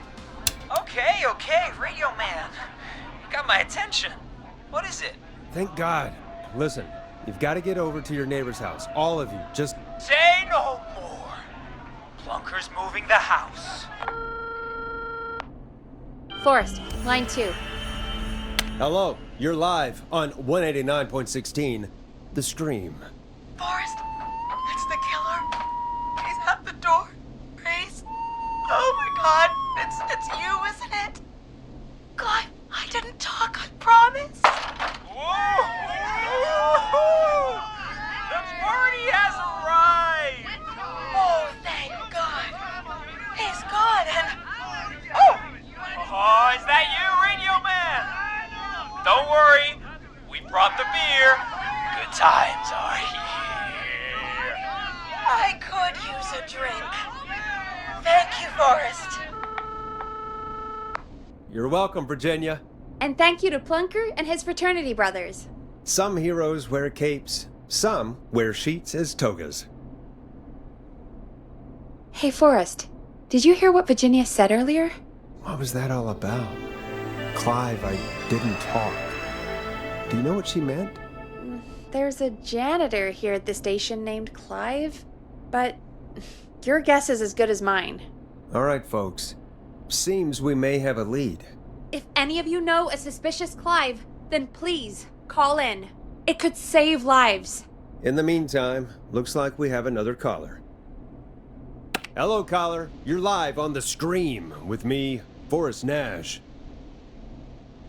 It's great to speak with you, Forrest. As a local small business owner, I find this all horrifying. A killer roaming the streets of our fair town? Ooh, terrible. I hear you there. It's a scary time for everyone in Gallows Creek. How are you holding up? You somewhere safe tonight? Yes, Forrest, I am. I'm here at work in my small business. It's a safe, family-friendly place. Oh, what small business do you own? Oh, well, I'm not really big on promotion, but since you ask, it's Ponty's Pizza! The best and only pizza place in town! Come on down and get yourself a cracking deal on our 2-for-1. God damn it, Ponty, no! No free ads! I mean, I guess we can't be that mad at him. Calling Ponty's did save Virginia. I can be mad, Peggy. That sort of thing just... I can be mad. Look, he's gone now. We already have somebody else on the line. Just take a deep breath and let's keep going.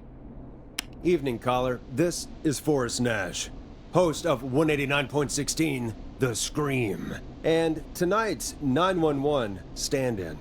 Hi. Hello? Am I on air? Sure are, caller. What's your name, and what have you got for us tonight? Name's Eugene Stein, and I've got a heart full of love, Forrest. I'm hanging out in the middle of the maze, listening to your show, looking up at the stars and waiting for her. You got a special lady coming out to see you. Yeah. Molly. We planned to get lost in the maze tonight, to take our first journey together into the love labyrinth. That's why I'm calling, actually. I thought she'd be here an hour ago.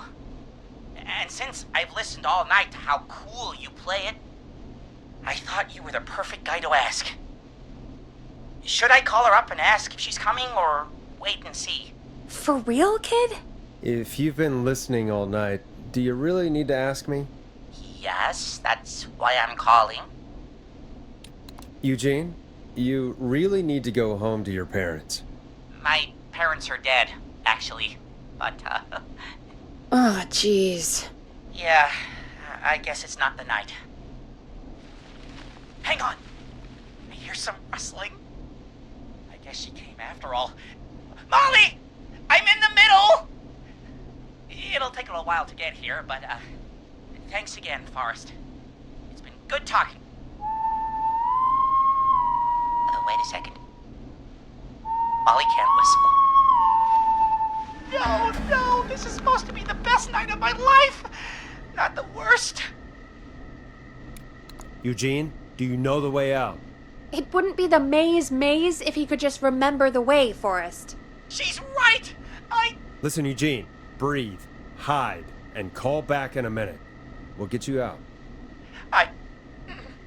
I'll do it for Molly. But please, hurry. Well, listeners, while Peggy and I deliberate, here's a track for all you lovers out there.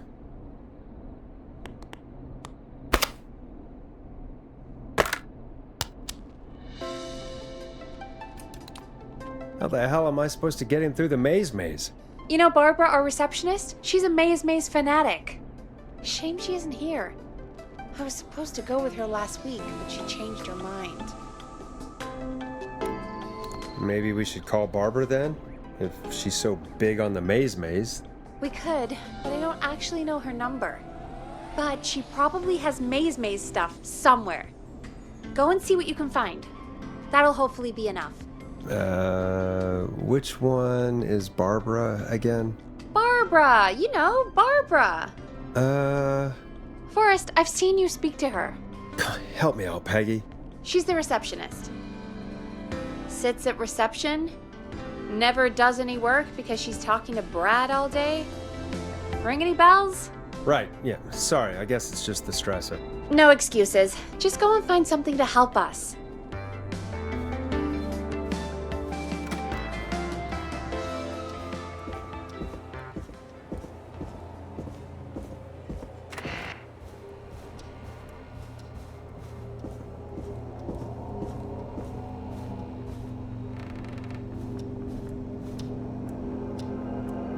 Bingo. Here's what I was looking for.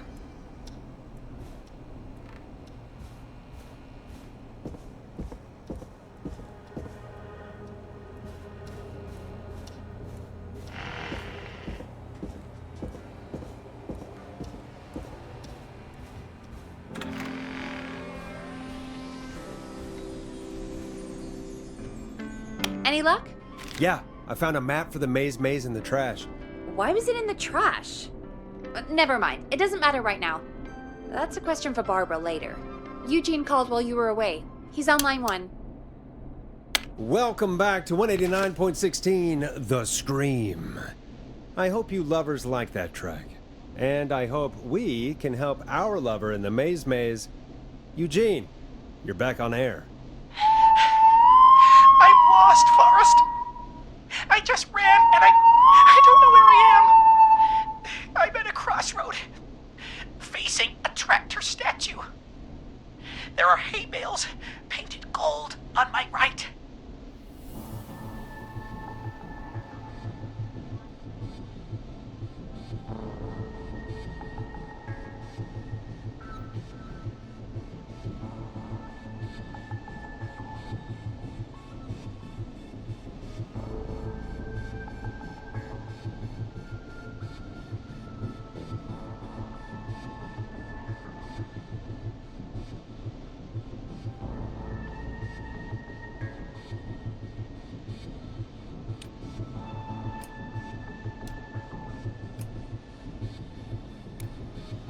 Go left.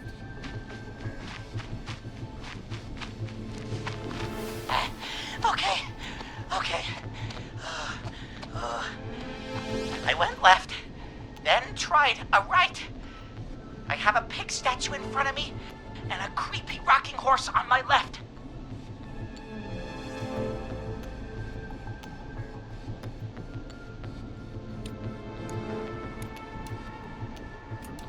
Go backwards. Oh, God! Why didn't I just invite her over?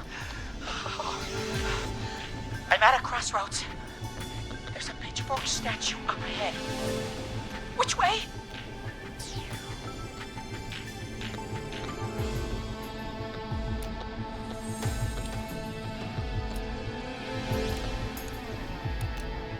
Go left.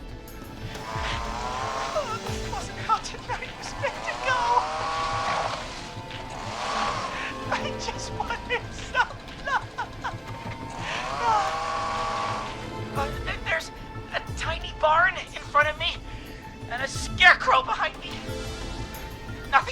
terrorize.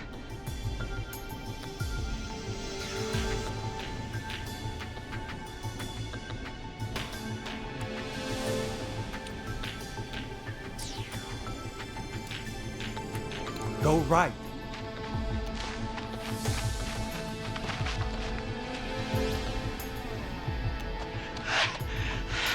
I can't run much more. I just passed a cordon silo. Didn't see anything else.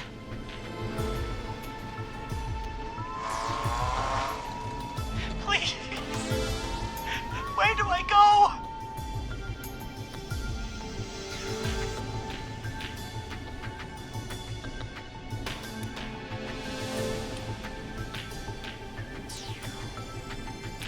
Go right.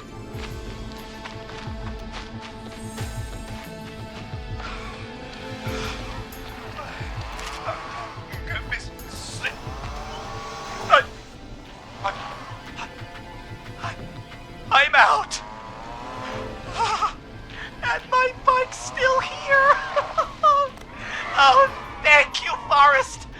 I love you, Molly! That was tense. I think I held my breath the whole time. I think it went pretty well, all told. I think you're right. By the way, why do you think Molly missed their date? Do you think she's okay? Unfortunately for Eugene, I think she probably never left home.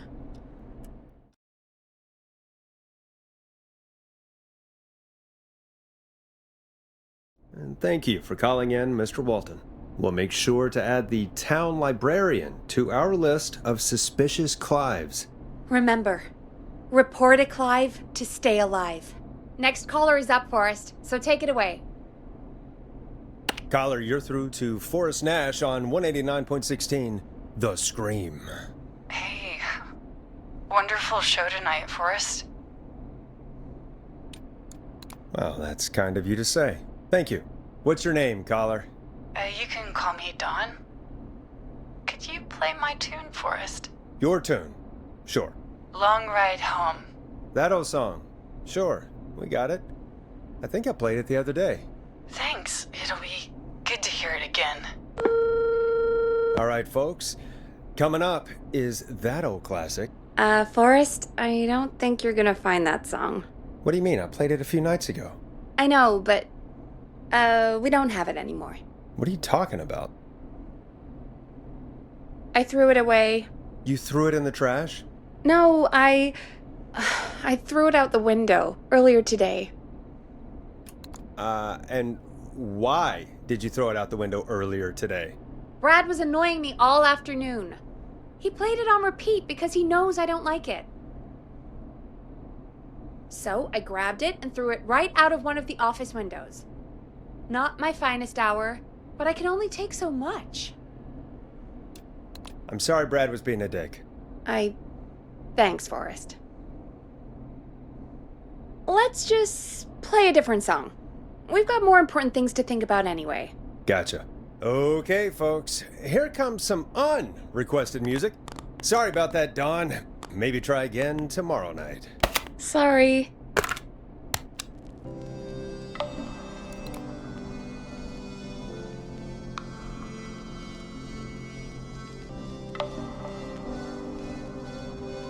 Of all the songs to request, why'd it have to be that one? Gee, Peggy, what did the barn finds ever do to you? Wrote that song, for one. It gets real old when you're forced to listen to it on repeat for years. Why couldn't they just request Roddy? Oh, Forrest, scrap the song. We have another caller. Sorry to cut the music short, folks. Callers take priority tonight. Welcome to 189.16, The Scream. This is Forrest Nash. Forrest? Oh, thank God. It's me again. Murphy! Talk to me, Murphy. What's wrong? Oh, the killer got me, man. Why did I ever trust a guy named Master Robbie? That's not important right now. Just tell me what happened. Goddamn chase him. He came for the Gallows waste disposal plant. Beat on me, man. Carried me inside and locked me in a dumpster. I got a flashlight, but... Oh, goddamn. I smell smoke. I think he started a fire. Hold on, Murphy. We'll call for help right now. You gotta hurry, man. I need someone here now or I'm gonna die. Peggy, get the fire department on the line. On it. All right. Now just... Come on, pick up. Hi. Yes, I'd like to report a fire over at the Gallows Waste Disposal Plant. It's an emergency. What do you mean it's not operational? Why is there no backup vehicle? Oh, god damn it! Forrest, that evil son of a bitch slashed the tires on the town's only fire engine. They can't do anything. But I have a few friends who live nearby. Maybe one of them can save Murphy. Where do they live? My friend Alex lives on the corner of Haddonfield and Romero Street, and Catherine lives on the west end of Myers Lane. And there's Jericho on the east end of Myers Lane. But he's old. Really old. Okay, I'll check the map, see who would be best to do this.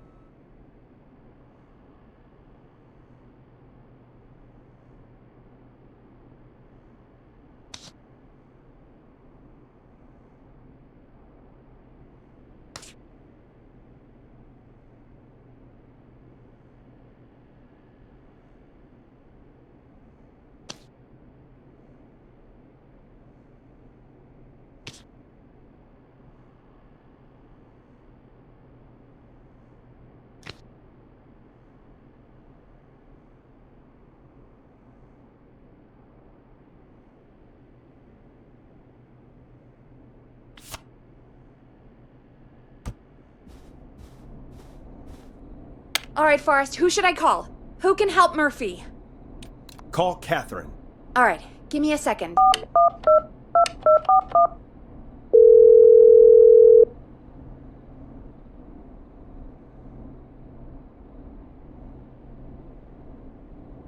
They're on the way. They'll call from the plant. You can direct them from there. Well, let's hope they get there in time.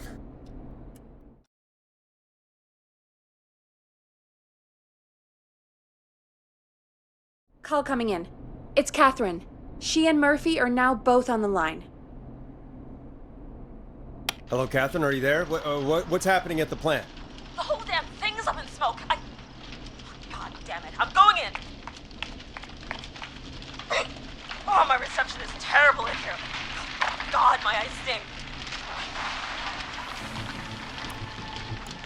Murphy, can you see anything at all? Yeah, I got a little flashlight. Looks like old cans, bottles, and newspaper. What does it say on the newspaper? It's the Henderson headline. What was that? My reception is terrible in here. Please, Forrest, tell me where to go.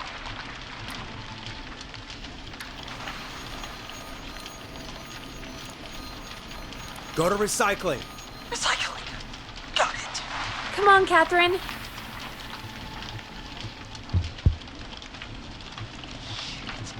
The plant's up again. I can go shredding or crushing. Which way? Murphy, do you know what part of the plant you're in? I'm in a dumpster, man. What do you want from me?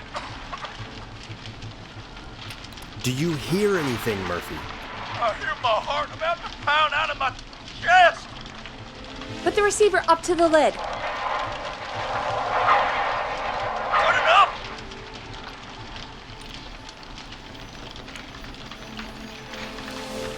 Catherine, go to the crusher.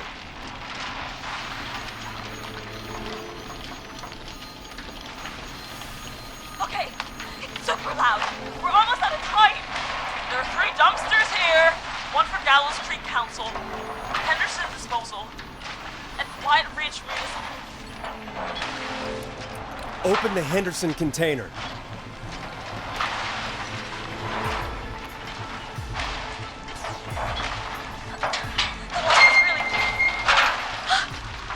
I found him!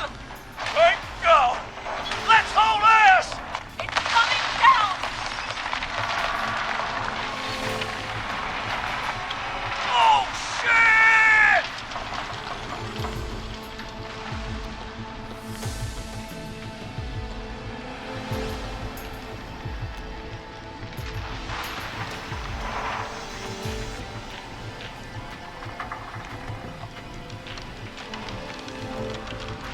We made it!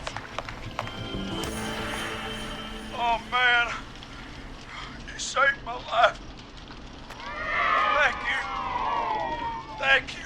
And I swear to you, now, I'm gonna raise Fernando to be like you. And I'm getting my money back from Mr. Robbie. Hey, you just get home to your son, okay? Will do, Forrest. Well, folks, Gallows Creek has 2 folk heroes tonight, Murphy and Catherine. I'm sure their deeds won't soon be forgotten.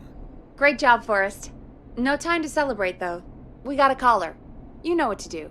All right, folks, another of our good citizens is on the line. Let's see what they have to say. Welcome to 189.16 The Scream, with me, your host, Forrest Nash. Forrest, Teddy Gallows Jr. here. I just want to say that my thoughts and prayers are with my Gallows Creek neighbors during this awful time. Oh, it's mayoral candidate and scion of the town founders, Mr. Gallows. Are you in danger? We need to be a town of law and order. We need cops who have the tools and funding they need to keep us safe. Okay, Teddy. I know you're an outsider to our little town here, Forrest. But you're really stepping up to bat for us all tonight. I just want to say thank you for taking a swing for Gallows Creek. Jackass. I want to make sure I get this out on air to all of Gallows Creek. You're a real prick, Teddy. I just want to make sure our town is safe and prosperous. That's why the Gallows Family Factory, founded by my father, Theodore C. Gallows, God rest his soul, which employs over 200... Teddy, unless you've got an emergency, I'm cutting you off. You know what? I do have a problem. A problem that's ruining our town. You know what it is? Yeah, how about the goddamn serial killer? The problem is that woman, our current mayor, Linda Cartwright. Oh, here we go. She just isn't one of us. Linda Cartwright is un-American, unstable, and... You're not better than anyone, Teddy. Just because you inherited half the town, Your producer sounds a little unstable, too. Don't you dare speak to me that way. Cut him off, Peggy. I can guarantee this kind of thing will not happen when I take office. The moral decay of... And that's enough of Teddy Gallows Jr. for one lifetime. I always feel disgusting after hearing him talk. Just play an ad, Forrest? I need a minute. We'll be right back after these messages. The world-famous annual Gallows Creek Harvest Festival is back! We got it all out on Giblet Field. We got the Little Miss Harvest Pageant, Princess Harvest Pageant, Harvest Queen Pageant, Cotton Candy, Corn Dogs, Cornhole, Corn on the Cob, Crokinole, Country Music, Can Jam, Jams, Jellies, Jamborees, Juggling, Roller Rickies, Roller Disco Lessons, Praying. We got baby crawling, balloon popping, balloons for sale, beard contest, horseshoes, hayride, hay toss, hey you there, safe donkeys and ponies, apple bobbing, firearms, fireworks, funnel cakes, fried dough, seed spitting, sand licking, cracker cramming, and cat shop. And fake tattoo, face painting, puppets, petting zoo, amazing maze, square dancing, story swapping, spelling bee, quilting bee, and sewing circle, pie eating, lawnmower racing, hot dog eating contest, flower contest, and of course our famous gourd measure-off. The festival is brought to you by Mayor Linda Cartwright, sponsored by Gallows & Sons Factory, and dedicated to the memory of Garrett Miley, tragically taken from us last festival. I can see why it's world famous. It's a highlight around here, Forrest. Oh, I am sorry to hear that, Peggy. All right, folks, welcome back to the show. We have a note from my producer. That's right. Come find me at the Harvest Festival tomorrow to grab your choice of a K-Fam mug, sticker set, or poster. Let's see what our next caller would choose. Caller on line 1. Hello, caller. You're live on the stream with me, Forrest Nash.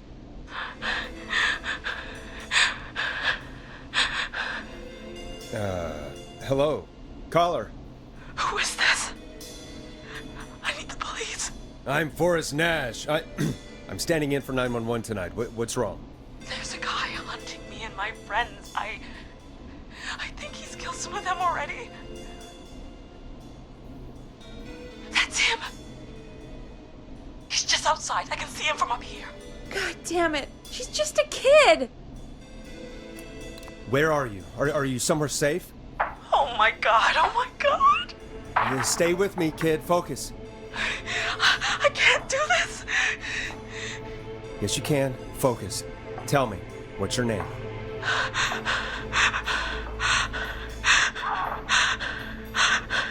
Sweetie, you can do it. What's your name?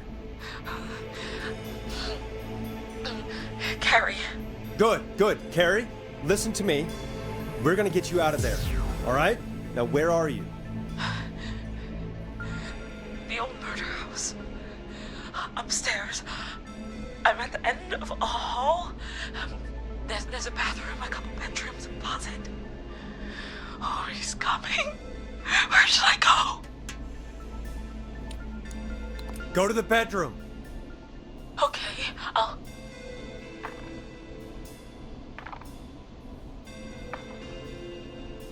He's here. He's here.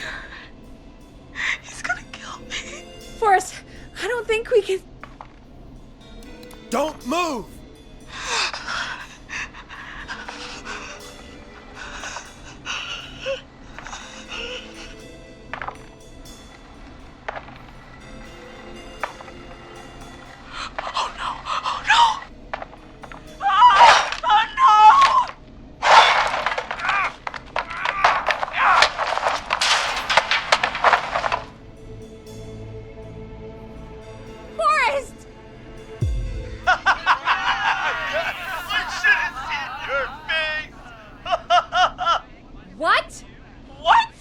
What?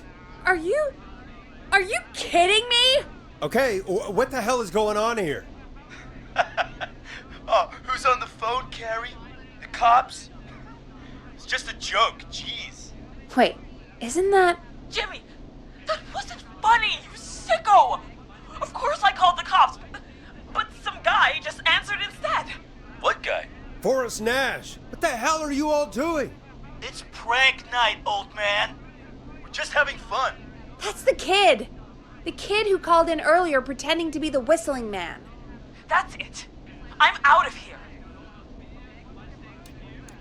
Jimmy, everyone, it's really not safe to be out. Please, go home. And waste whistling night?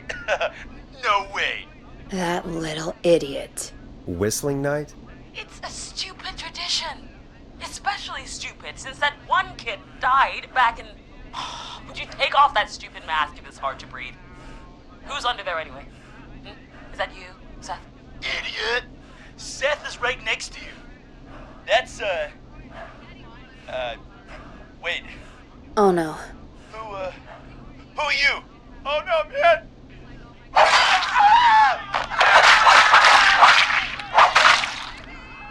Everyone, get inside! Everyone, run! You two, barricade the door. Scott, Heather, you barricade the back. As long as he's out there and we're in here, we're safe, right? You bought time, but not much. Forrest, we have to... Heather, I already called the cops. Forrest picked up. He's the best we're gonna get. Who is with you, Carrie? My friend, we drove out to the old murder house and... Oh, of course! The van! Who's got the keys? Jimmy had them. Jimmy. Oh.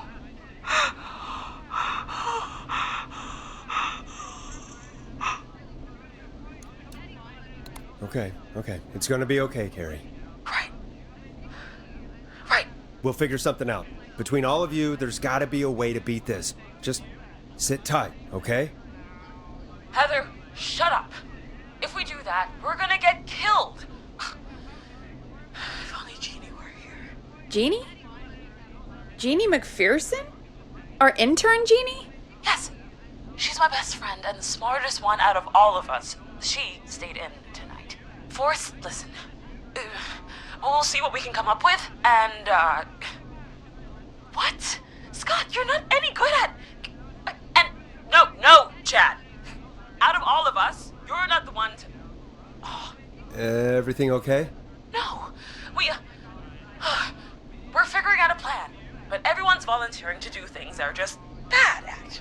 I think we can figure out what to do, but I don't think we can agree on who should do what. I think you'll have to be the tiebreaker, or else these idiots are gonna get us killed. But Shut up, you... Ugh. Forrest, I'll call you back. But I don't know anything about your friends. Ugh. These damn kids never learn. They're just dumb kids. Ugh. They do this kind of thing every year, Forrest. People get hurt. All right, folks. We're gonna work out a way to save Carrie and her friends. This next one goes out to all the trapped kids out there.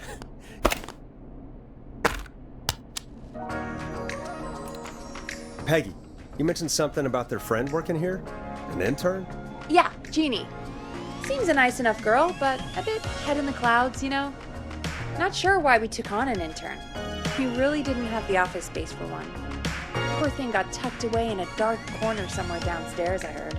All right, I'll go see if I can find her desk. Hopefully she has something we can use.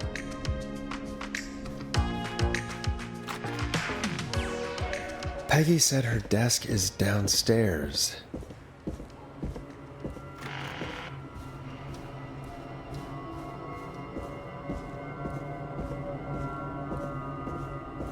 Jeez, they really tucked Jeannie away. Friendship quiz. This might work.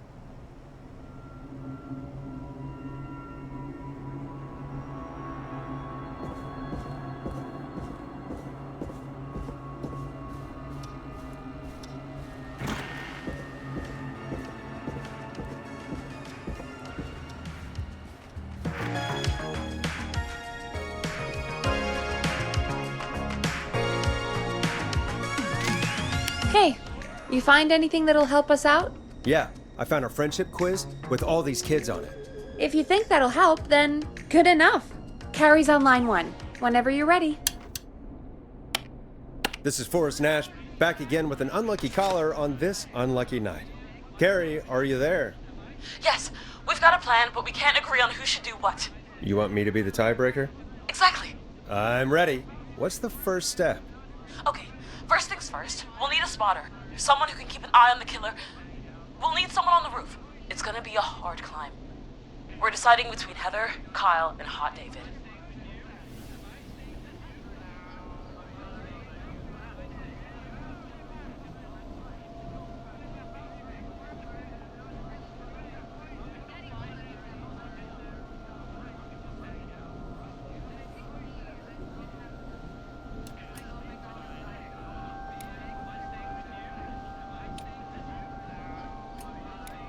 Heather's got this. Yes, Heather, he picked you. Now please, stop talking about all your cheerleading trophies. Part 2. The Whistling Man padlocked the gate back to the road. Before we drive out of here, we need someone to pick the lock. Seth, Jennifer, and Scott all want to do it.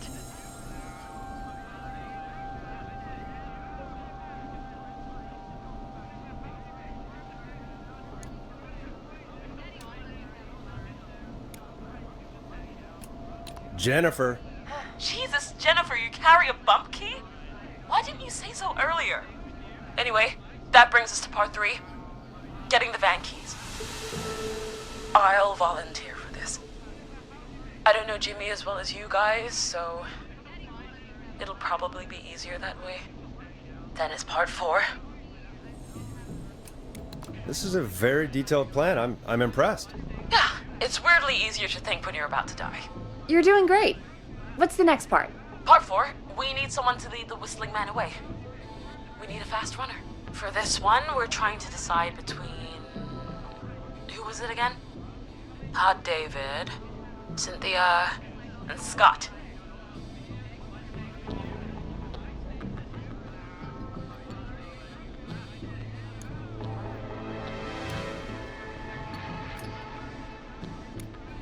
Hot David.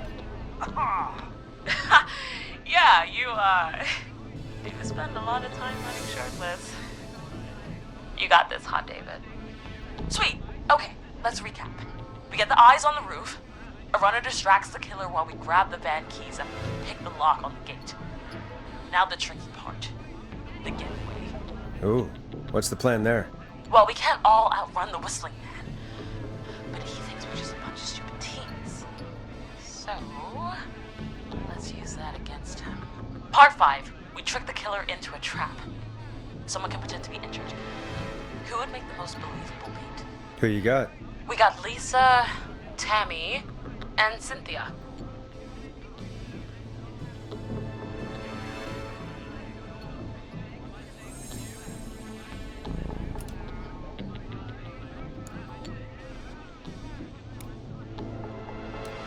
Lisa. Whoa. You're right, Lisa. Having to smile at rude customers is perfect practice. That should take care of the killer.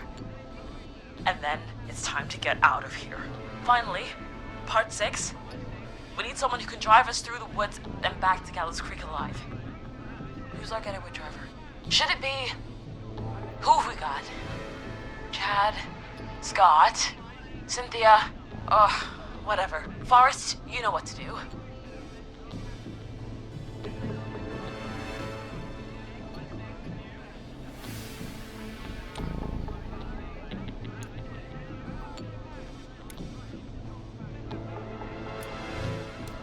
Chad. Oh, perfect. Your go-karting experience will be great, Chad. Thanks, Forrest. We'll just take a few seconds for ourselves, and then it's go time. Sounds good. Talk to you in a sec. Good luck, Carrie. That actually sounded like a pretty good plan. I hope you're right. Yeah, let's hope.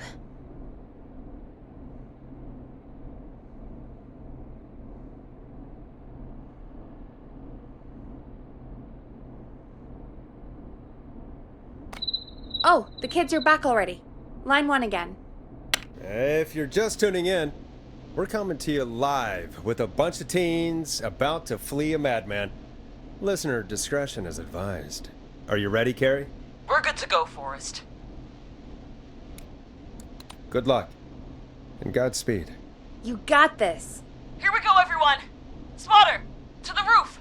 Go, Heather. She's off and away. All right, Renner. Get ready. Wait for the spotter's signal. Spotter says go.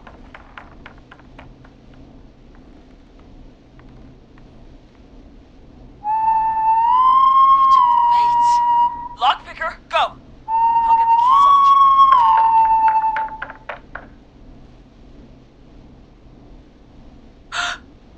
Oh, Jimmy. Oh, his face is... The keys, Carrie. You need to get the van keys. His face is lying next to him, Forrest. He got caught. Oh, His face got cut off?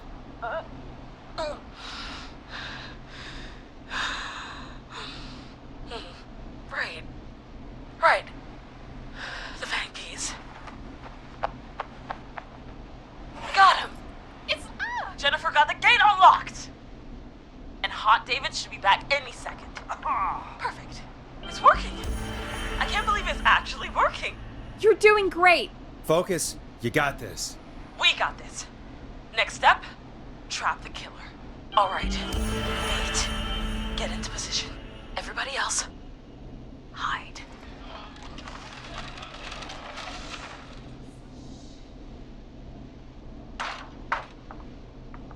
Okay, performer. Now, act like your life depends on it. There he is. Oh. He's buying it. Got him. Now! Push the bookshelf over!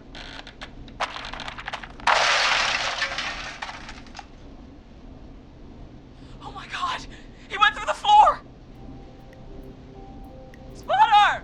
You need to climb down now! We gotta go! She's coming down. And yes! Heather! Quick, everyone to the van. Driver, take the keys.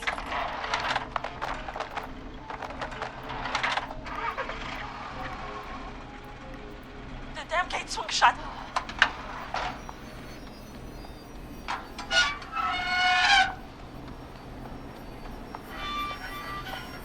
Huh? What? It won't stay open. I'll hold it. You drive through. Carrie! What was that? It's a whistling man. Drive! Now!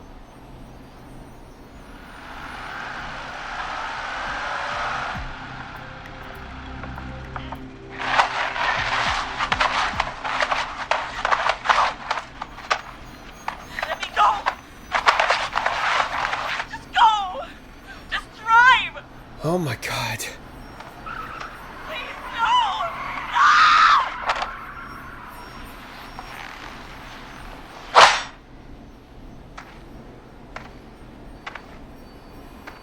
Carrie?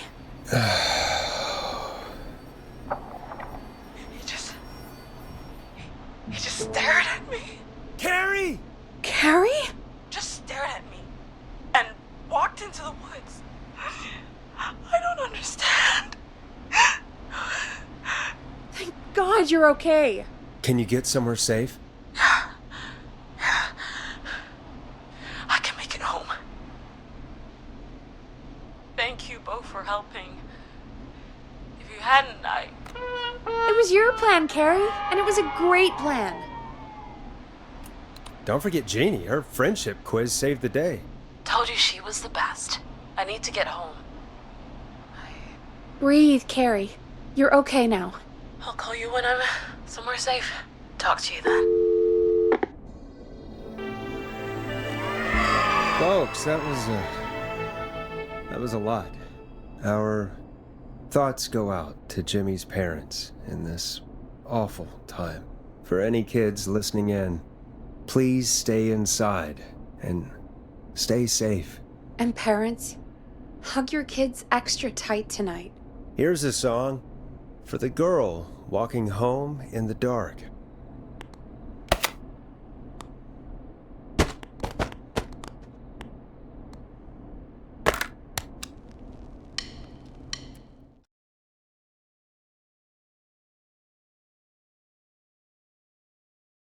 Hey, we had a call come in.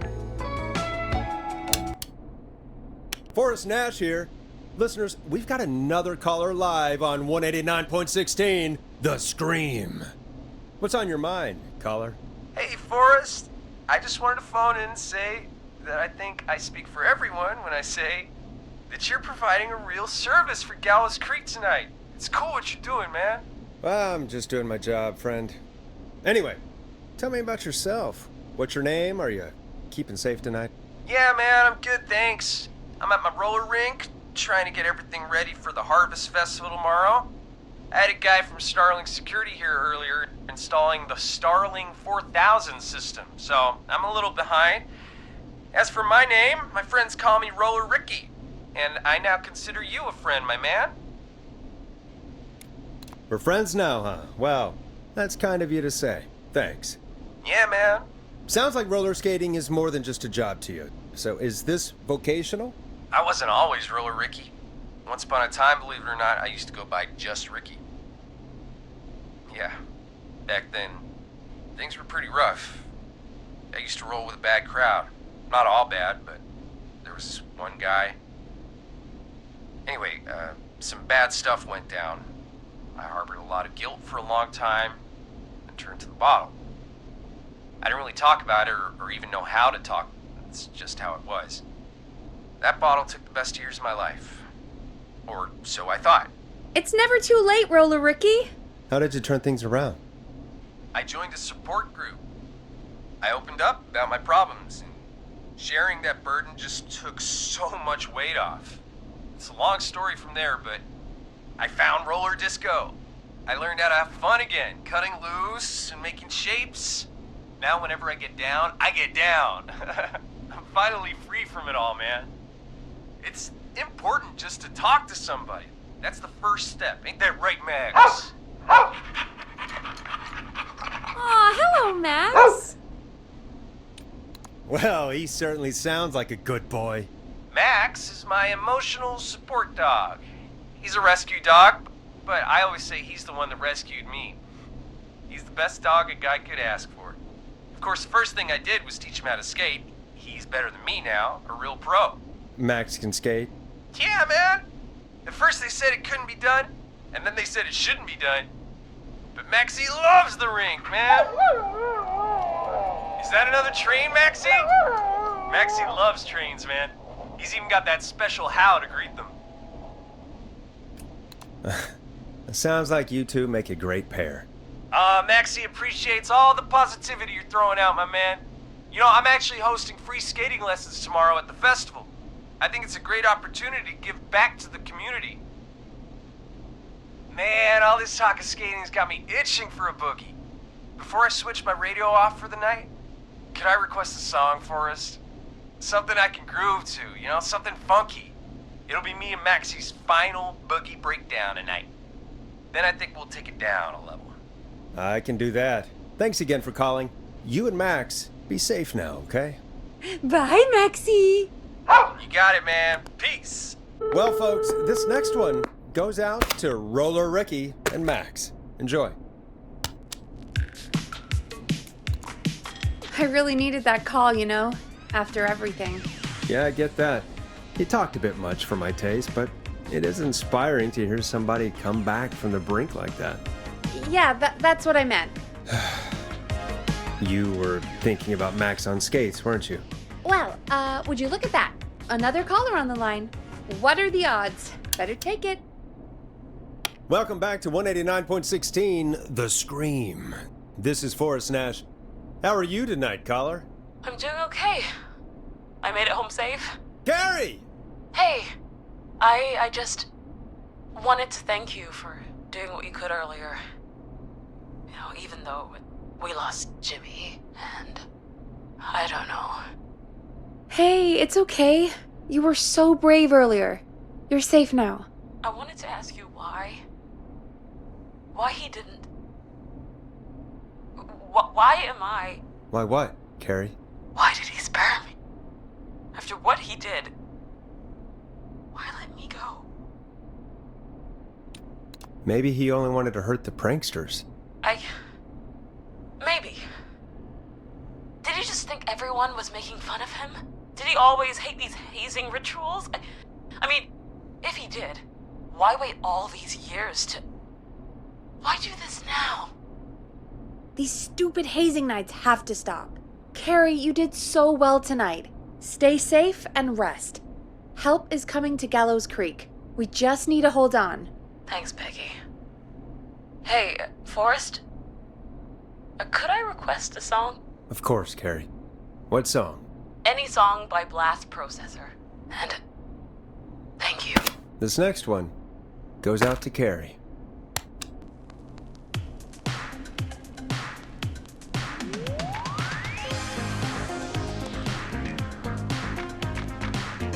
You know, what Carrie just said has really got me thinking.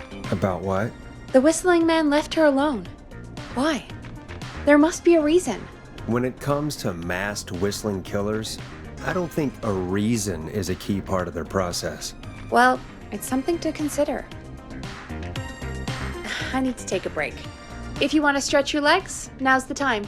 Just hit the Peggy button when you want to get back on air.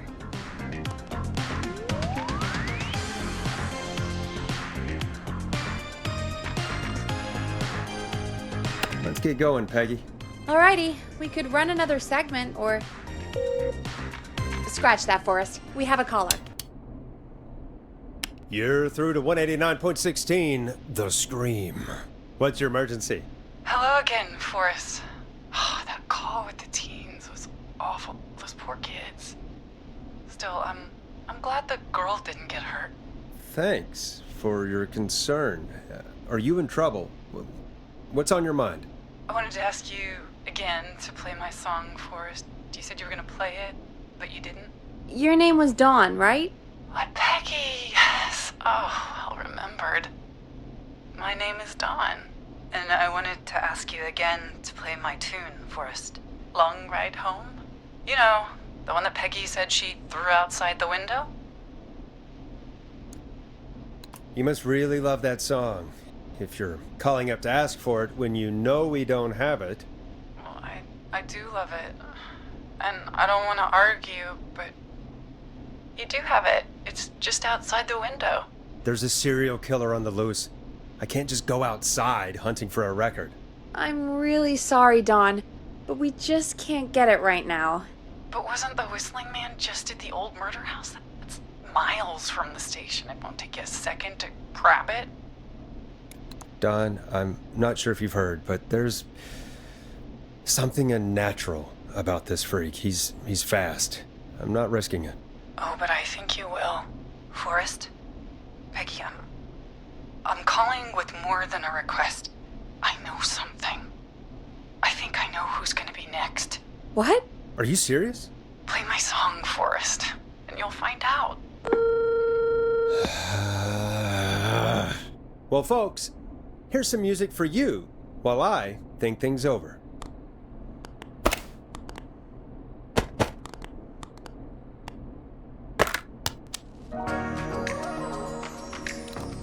Is she serious, Peggy? She's serious about hearing that song, that's for sure. Peggy, I mean, is she serious about... I don't know, Forrest, but we don't really have a choice, do we? If she's telling the truth... Then why don't you go and get it? It's one of Reggie's KFAM regulations. I can't leave the booth while we're on air. Peggy. Just... you can do it, okay? Fine. You're a good man, Forrest. I'll slide you the key to the fire door. Wait. Our fire door has to be unlocked? Yeah, you know, I never thought about it, but yeah. We should talk to Reggie about that later. Anyway, I'll hold the fort down while you're out. Maybe I'll even get a caller. That could be exciting. 189.16, The Scream. With me, Peggy.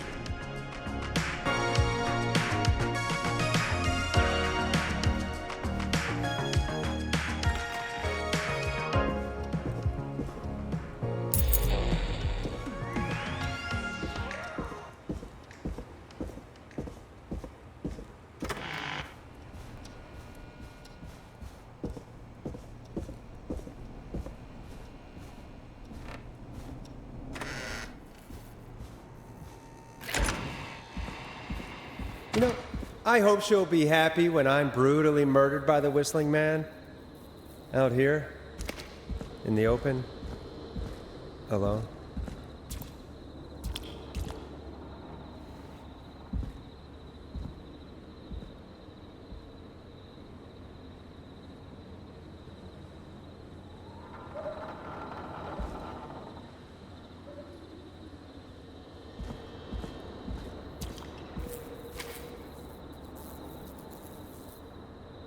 Here it is.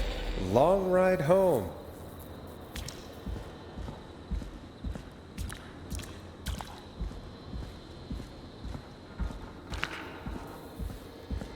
course. It locks behind me.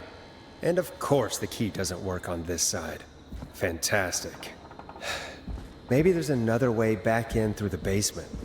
A door, elevator, or something. And that's broken too. Only the best for KFAM. Let's see if I can fix this. Looks like a power issue. I should check the fuse box.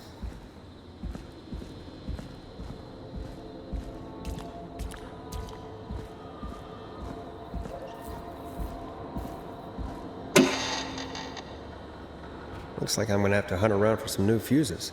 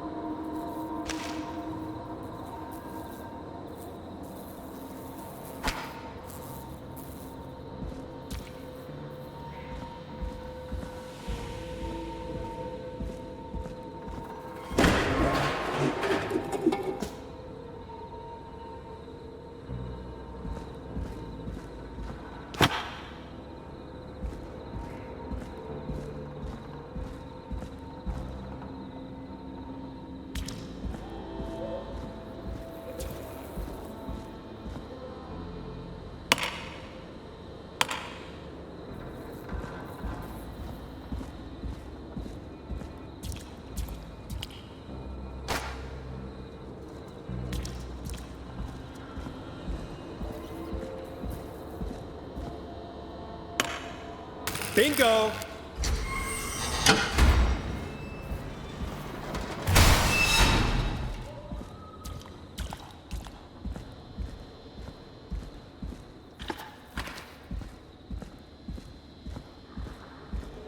I could probably survive that fall.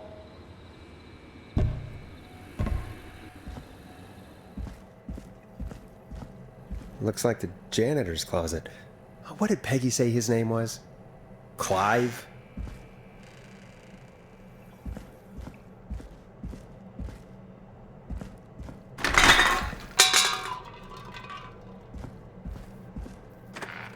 I wonder how the show's going.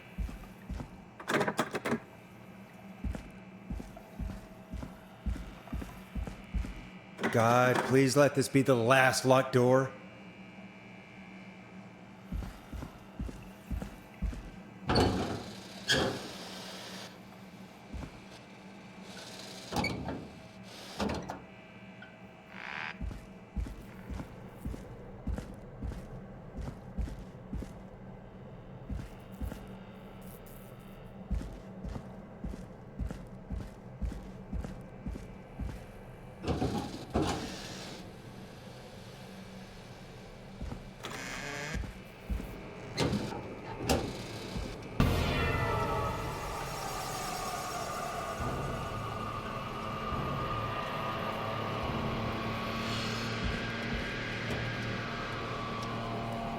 What the hell?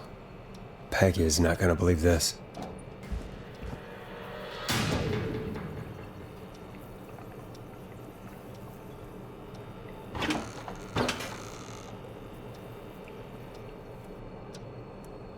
Ah, there's the beautiful key. I should be able to get back to the studio now.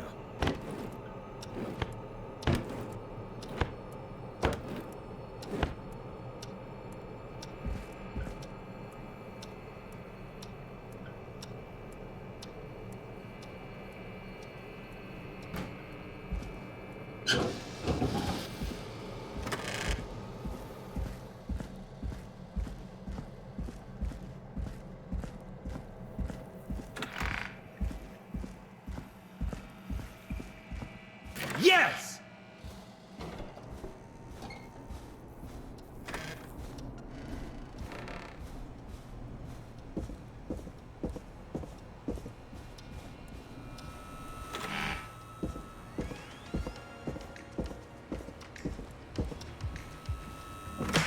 Isn't that such a good song, folks? And now for... Jesus, Forrest, you've been gone for ages. I thought something had happened. Something did happen. Clive the janitor might be Clive the murderer. What? Let's start from the beginning. The fire door lock.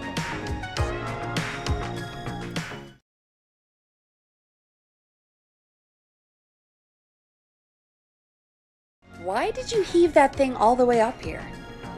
Because the basement's creepy as hell, and I don't like standing around down there.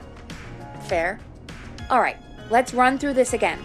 We have a creepy board you found in a creepy basement, made by our creepy janitor, who you think is the creepy whistling man. Yep. And on the creepy board are the names Chuck Brody, Kim Walker, Rebecca Allen, and Aunt Williams. Correct. And you think one of these people will be the whistling man's, Clive's, next target. That's right. And we've got to find them.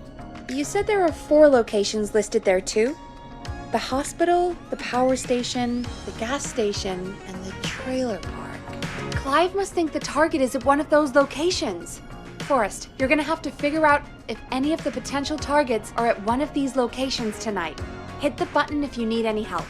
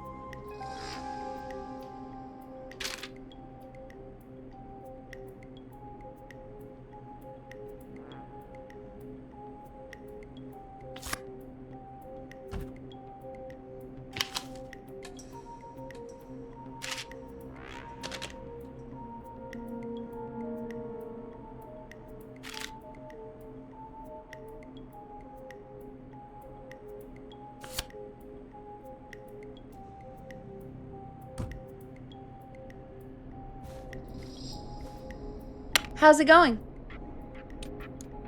I'm ready, Peggy. Are you sure? We've only got one shot at this. I'm sure. Let's do this. Okay, name first. Who do you think the target is?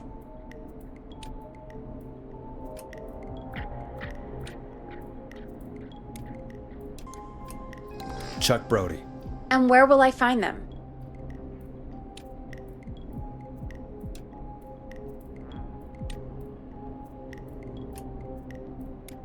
The gas station.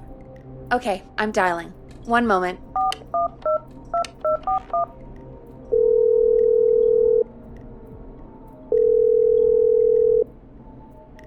Hello? Chuck Brody! Listen, I know this sounds crazy, but we have reason to believe the Whistling Man is coming for you. You need to get yourself and everyone else out right now. The Whistling Man? Who the hell are you? Who is this? This is Forrest Nash. Listen, the Whistling Man's pack. We found a list with your name on it, and... Oh, God. It's today. The year I finally let myself forget. Forget? Forget what? Forget? No, man. I gotta get out of here.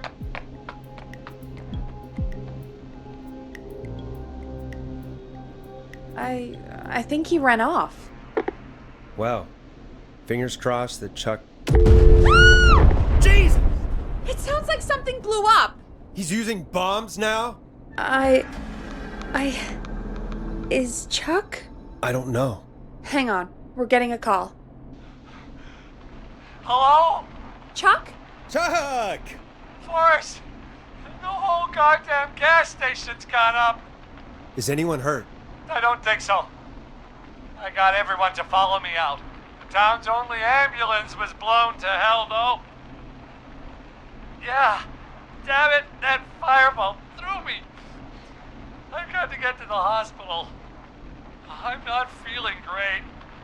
Forrest, man, I can't thank you enough, but damn, I gotta go. Wait, damn it. We lost him. What was that about today? Oh, Forrest, the call board is lighting up. Get us into some music while I deal with this. Here's some music while we regroup here on KFAM 189.16, The Stream.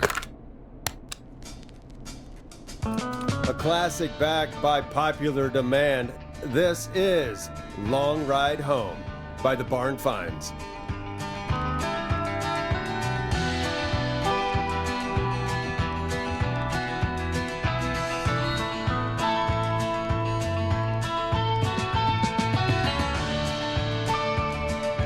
There's gotta be more in the basement to show us who Clive is targeting. And if that's the case, we can get ahead of him. Stop the killings before they can happen. Forrest, we need to go back down. By we, you mean me, right? Yep. Like I said, I need to handle all these calls. Maybe start with that creepy mannequin room you mentioned before. I still have a lot of questions about those, by the way. Me too.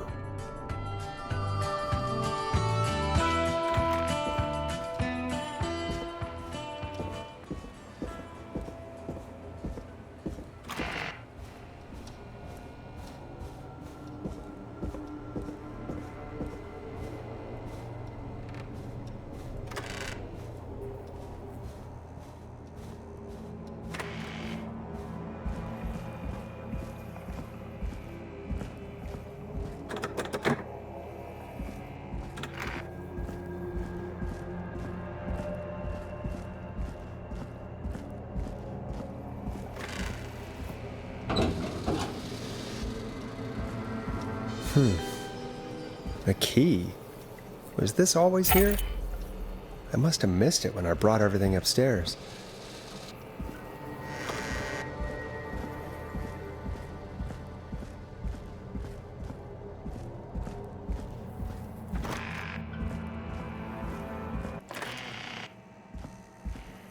Hey, Forrest! Peggy, give me some warning before yelling down the intercom? Sorry. Buzz the intercom when you find something and want to discuss it.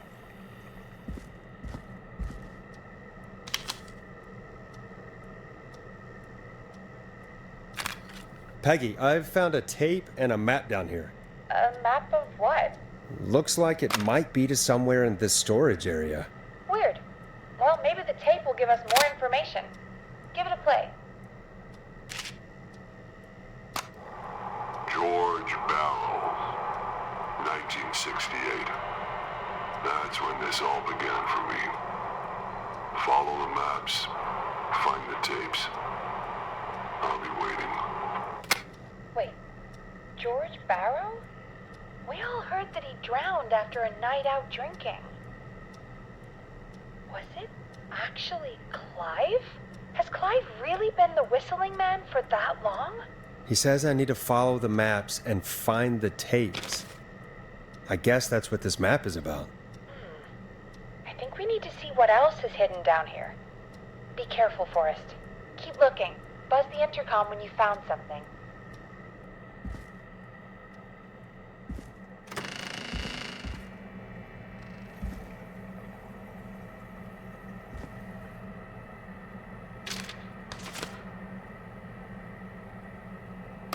Time of autopsy is 7 a.m. Cause of death is asphyxiation from drowning. The degree of rigor mortis indicates that the subject has been deceased for 5 hours. That puts the time of death...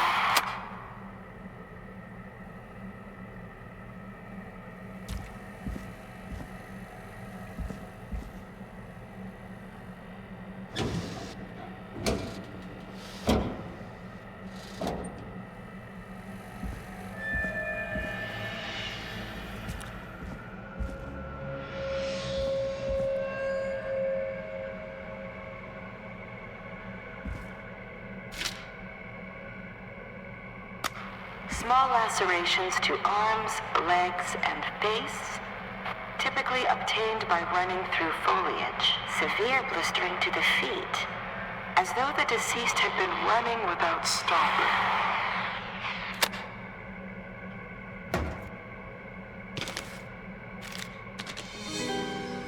This looks useful.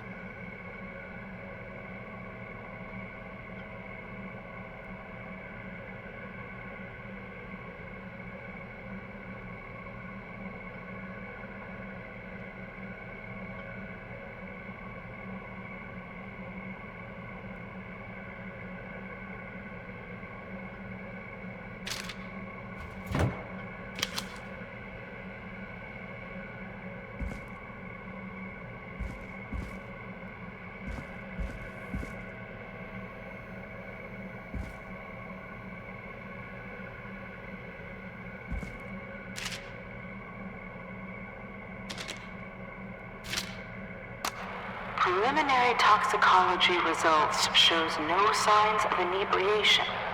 However, a high amount of cortisol was found, indicating elevated levels of stress in the immediate moments before death.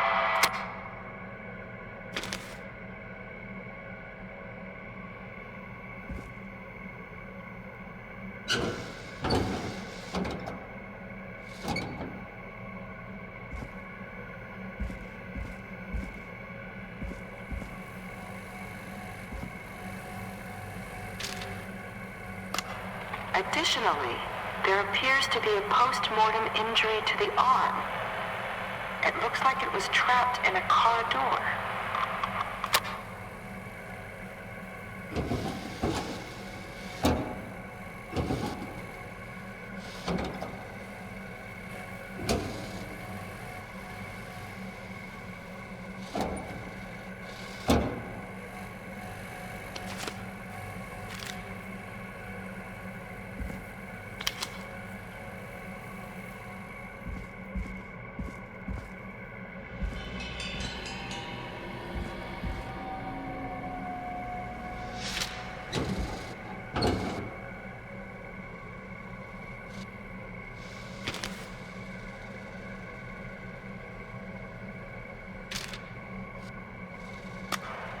It is the coroner's opinion that the subject likely feared for his life and was chased, resulting in a fall from a height into a body of water, where he hit his head, was knocked out, and drowned. Following that, he was moved. Dr. Sullivan, we need to have a talk. That recording. Shut it off. This has to be important.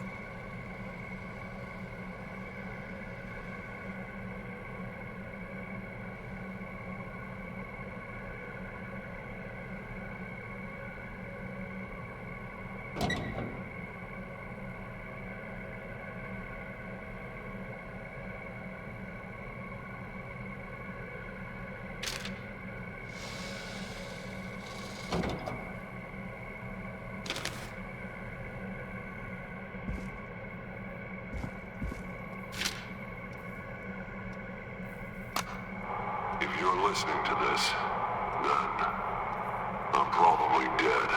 What the? I'm a man who likes to stay informed. I've got subscriptions to newspapers all over the country. A few weeks ago, I noticed headlines cropping up in those papers, one after the other. Each headline about a murder. Each murder, the death of someone I knew almost 20 years ago. And each one drawing closer to Gallows Creek. Drawing closer to the anniversary. None of us are innocent, but I don't think we deserve killing. All I hope now is that I can save some folk from the worst. That I can, I don't know, do something to make up for what I did back then, I guess. I didn't kill anyone, mind you, but that's past mattering. Now, there's more I could say than I should say, but my employer made it clear that my family would pay a high price if I ever spoke out. So, hopefully I've said enough for you, listener, whoever the hell you are, to start putting the truth together. What the hell? Peggy is not gonna believe this.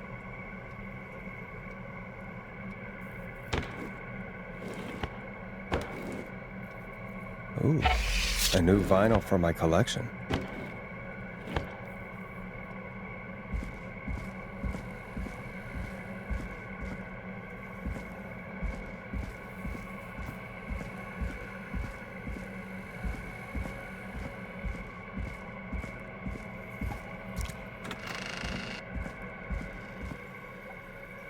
What have you found, Forrest? It's an autopsy tape. Doesn't say for who, but I think it must be for George. Poor George. He was so young. Something's bugging me, Peggy. What do you mean? I swear I recognize the voice of the woman talking on the tape. I just can't place it. Seriously? Do you think you've met her before? I don't know. I mean, I just got here recently. I don't know. Found another tape. It talks more about how George died. What did it say? It sounds like he was running for his life. Sprinting through trees and bushes, getting cut up all over. What would drive someone to do that? I'm not sure yet. There's also a tape about a toxicology report. There were no signs of drinking or that he was on anything. What? But everyone said he went swimming drunk and drowned. It was in the newspaper and everything. I found a written autopsy report. What does it say? According to that, it's just like you said at the start. George drowned after getting drunk. Said he liked to fight, too. But that contradicts the tape. I know. And I think I know why. There's a note with the report that says, "I'm sorry I made you do this, Virginia." If it was on the autopsy report, then Virginia must be our coroner. Wait, the caller from earlier, when we had to call the takeout restaurants, wasn't her name Virginia? We need to call her back once we finish down here. It looks like she might know something about what's going on. I found a tape that introduces a new detail to the story. Post-mortem injury. Apparently, his arm got caught in a car door. A car door? Yeah, after he died. How do you suppose they can tell? How can they tell? I'm a radio producer, not a coroner. The written report I found doesn't mention it at all. How did his arm get trapped in a car door after he died? Unless he got it when the police collected his body, I guess someone else must have moved him after he was dead to where he was eventually found. But the report, what is going on here? I found a police report. Mentions a friend from earlier, Sandra Sharp. Sandra. The jazz runner? That's right. She found George's body washed up at the reservoir. The reservoir? Yeah? What's strange about that? George got cuts from running through foliage, right? But there's no forest around there. Also, how did it wash up at the reservoir? What do you mean? Reservoirs don't have tides. But that's what the police report said. It's not possible, though. I did a school project on reservoirs and got an A. But, yeah, not important right now. The important thing is that it doesn't make sense. What are you suggesting, then? That the body was originally found somewhere other than what the report suggests? That the sheriff tried to cover it up, but accidentally let something slip? Something like that. I think. Well, Sheriff Matthews wrote the report. If he hadn't been eviscerated, we could have asked him. True. But Sandra is still alive? Once we're done down here, we should give her a call. In another tape, the coroner comes to the same conclusion as I did. George was running from something. Maybe an animal? Maybe, but then there's this next bit, where the coroner thinks he was moved post-death. So she agrees with us. At the end of the tape, someone burst in and demanded Virginia stop recording. I think it was Clive. This is starting to make sense now. This is a conspiracy to cover up what happened to George. I think I found Clive's last recording. I think Clive might be gone. Gone? I found a confession. Not for any killings, but for playing a part in covering up George's death. He left this behind in case he died. He hoped someone would find it. Do you think the Whistling Man already got him? Possibly. We've had a lot of callers tonight, but maybe not every victim made it to the phone, you know? We don't know how many there really are. Christ, Forrest, that's dark.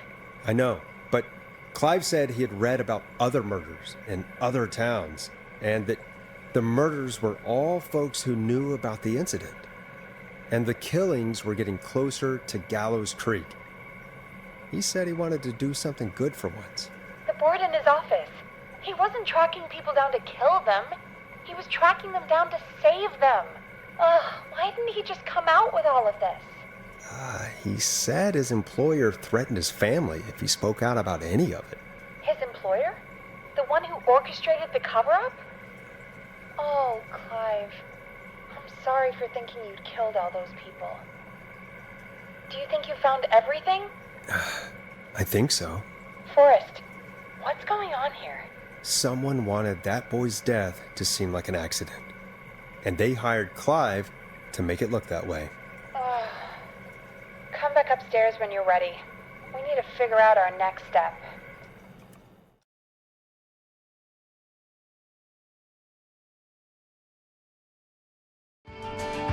Thank God you're back, Forrest. I've been running out of stuff to pad our airtime with. Peggy, you work in radio. Forrest, I'm stressed. I mean, really, how are we supposed to keep a show going with all this happening? Beats me. But we gotta do it and we're going to. You're right. So, what's the plan now? I think we should call Virginia back. All right, I'll get her on the line. Hello again, Gallows Creek. This is Forrest Nash. We're circling closer to the truth behind tonight's events. To this end, we're calling back one of our earlier callers, Virginia Sullivan.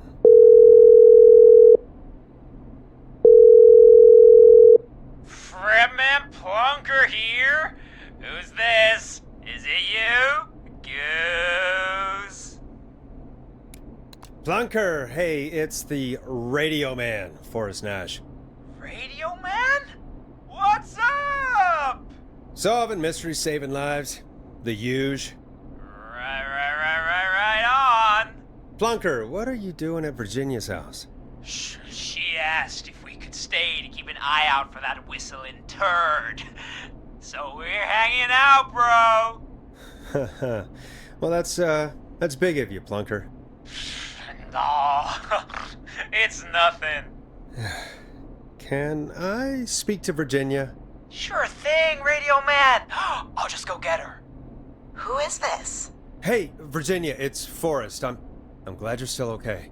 Oh, Forrest. Sorry, I'm still jumpy.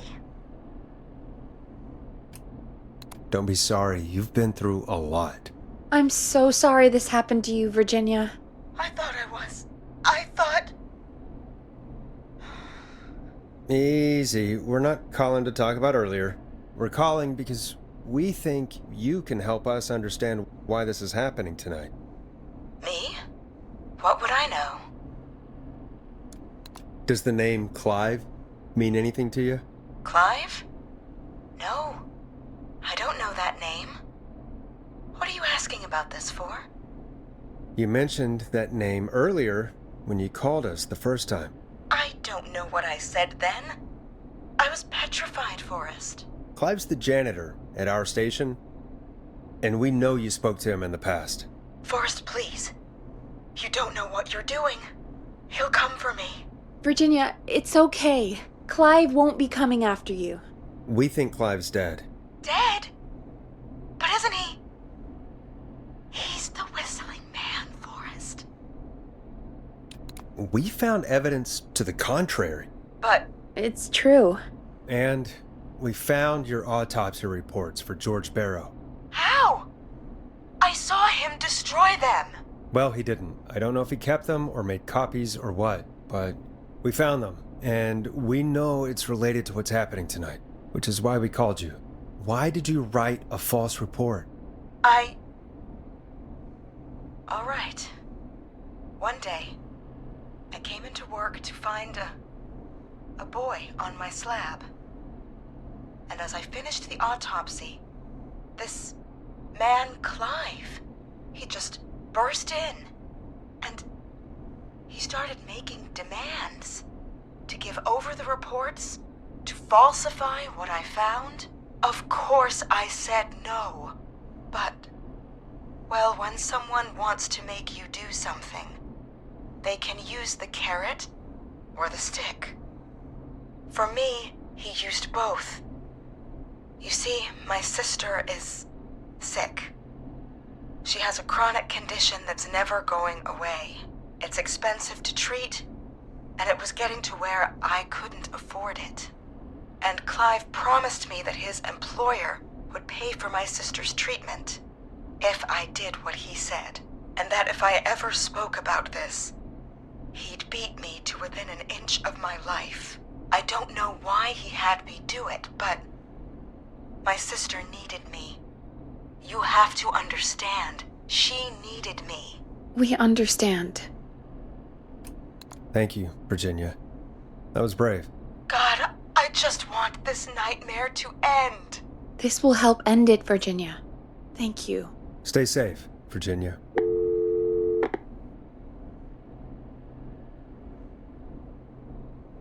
So, Virginia's tied up in all of this. Clive threatened her to keep quiet about George's death. But for who? Why cover up these details? Well, we know Sandra was involved in George's death. Do you want to call her? I do. All right, but before we go asking questions, I think we should know what we want to ask. Is that fair? Yeah, we need to ask her about finding the body. She was the one who discovered it, but something just doesn't add up. 100%. She knows more than she's saying. I wonder what she's hiding. We'll hopefully find out soon. Anyway, just be careful when you're talking to her. Don't push too hard. We don't want her to hang up. I'll be careful. All right, calling her now. Hopefully she's at her jazz studio.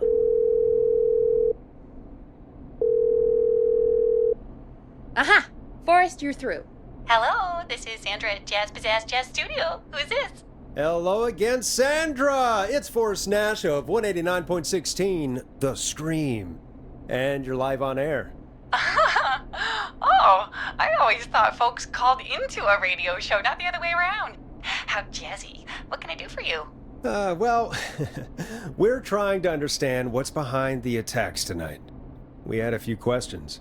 Why, Forrest, of course. Heck, after the way you saved my life, I'd say yes to just about anything you asked. Do you know why the Whistling Man might have targeted you? Ha! As far as I could tell, he was just a knife-wielding psycho with superhuman cardio. He'd have chased after anybody. Right. Well, we think he might be chasing specific people. People who know about the death of a boy named George. Oh, I don't know anything about that. Sorry. Sandra, we know you found George's body. We have the police report. I don't know what you mean. It's okay, Sandra. We know. You do? You know about? Yes. Of course. This studio is my life. After I found the body in the river, I couldn't lose my studio. Do you understand? Sure. I understand. When the rent just kept going up, he said he'd stop if I just needed to keep quiet. And everything would be okay. Sandra? Who was he? He said if I told everyone I found the kid in the reservoir instead of the river,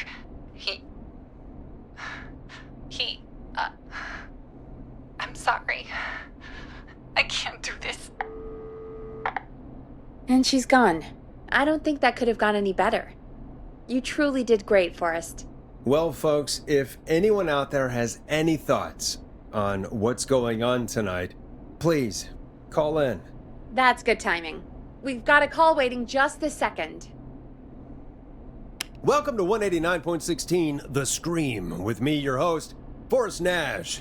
Hi, Forrest. I know this is really out of the blue with everything happening tonight, but I wondered if you could send a special birthday message to my uncle. You know what? I'd welcome a change of pace. I'd be glad to. Thank you, Forrest. He's my Uncle Ronnie. His first name's Peter, but he never liked his name.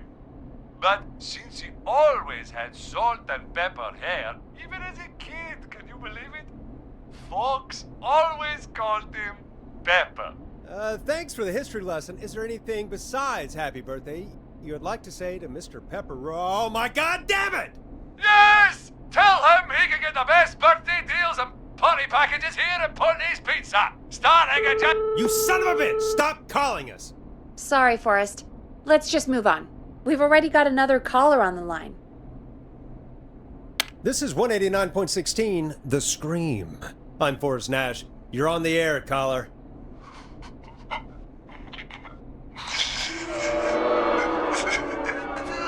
Caller.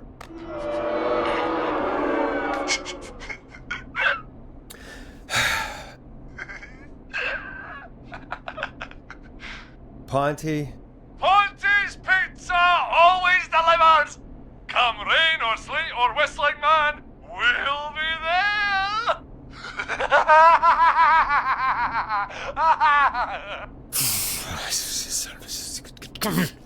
Forrest? Forrest? Are you okay? Forrest? I hope the whistling man gets him with his own pizza slicer.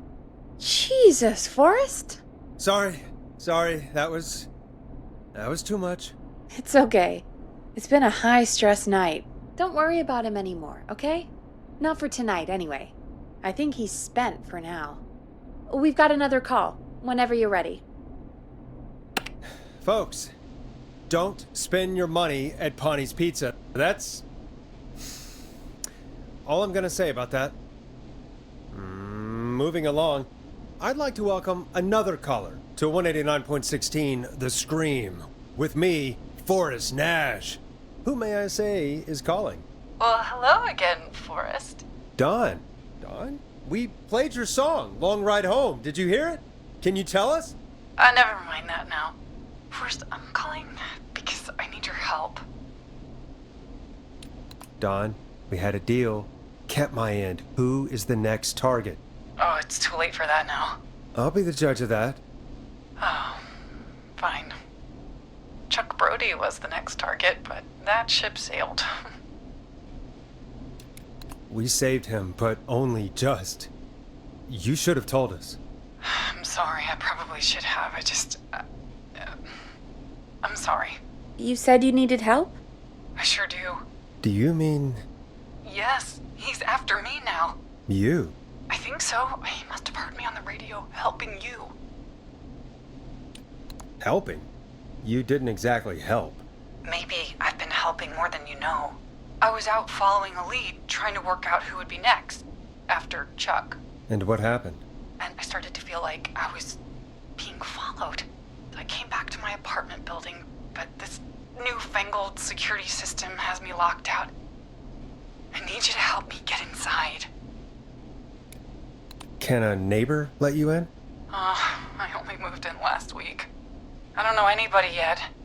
There's not even a buzzer here, only the keypad for the entry code. I need that code to get inside. Which apartment block do you live in? Maybe one of our listeners lives there too. It's the new Woodside apartment building between the town hall and the trailer park, but I doubt any of your listeners live there. I don't have many neighbors. Sounds like a prime piece of real estate. The sound really carries at night. Shit. Sounds like a noisy part of town. It is. Boy, I wish he'd muscle that thing in. Oh. And now he's blasting David Scopo out of his window. This night can't get any... The whistling man. He's coming down the street. I don't think he's seen me yet. Forrest, please. I need your help. I need the code for that security system, or I'm gonna die. What's the name of the security system? There's a sticker on the box. It says Starling Security 4000. There's a keypad, and it looks like it wants a 6-digit number. We'll see what we can do. Thank you, Forrest. Yeah, of course. Don't worry, Don. Thank you, Forrest. I knew I could count on you. I'll sit out of sight. Call me back soon. All right, folks. Here's a little tune for you all to enjoy while I try to break Dawn into her apartment. Coming up for your listening pleasure, it's Caged Tiger with their single, One Last Goodbye. You were pretty quiet there, Peggy. Forrest, was it just me, or was there something... Yeah, it wasn't just you. Something was weird about that. Yeah. Well, tell you what, we have a Starling 4000 or whatever here at KFAM. Clive bought one for the station. Maybe we can find something to help. Well, I'm not sure who, but to help someone.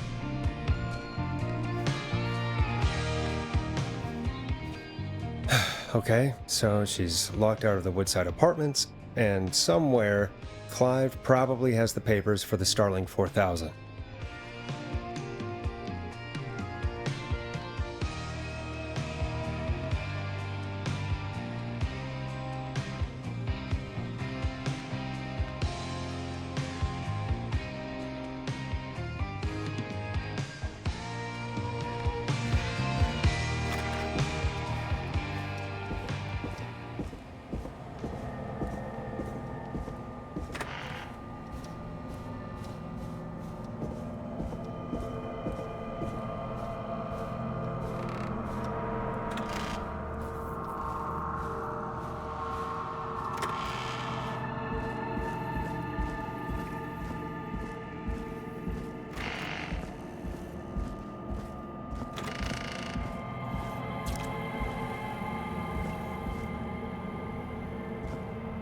Order delivery form. Starling must have left this by accident. This system's not even installed at Woodside. Starling 4000. User manual. Ah, these codes should come in handy.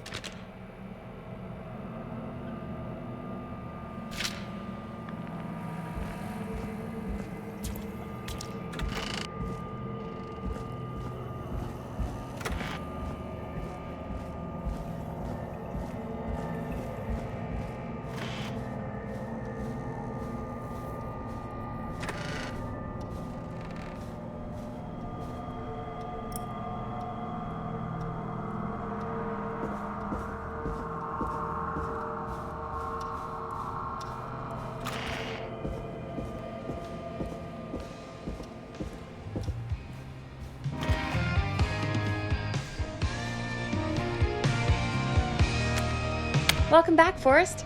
Find anything? The Starling 4000 security manual. It's got a bunch of codes. Good. And did you find anything else? I saw a list of everyone else who bought the Starling 4000. Know who was on there? Oh my god. Roller Ricky! Do you think we should give him a call? Is that crazy? I don't know what you'd say, but... That might be a good idea. Okay, one moment. I got the number here. Patching you through.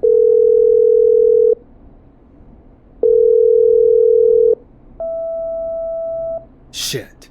He probably can't hear it over the music. Forrest, I don't know about this. This is super weird. Just put me through to Don. I'll take care of this one way or another. Okay, if you say so. Line 1, whenever you're ready. Don, are you there? This is Forrest Nash from 189.16, The Scream. Oh, thank God you're back. I'm so afraid. What's the code to the gate?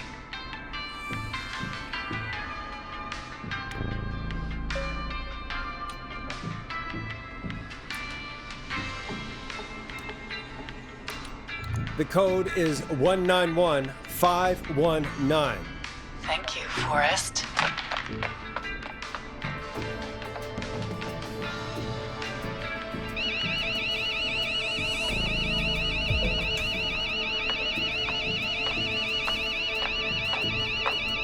Son of a bitch.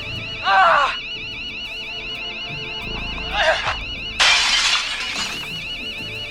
Is she?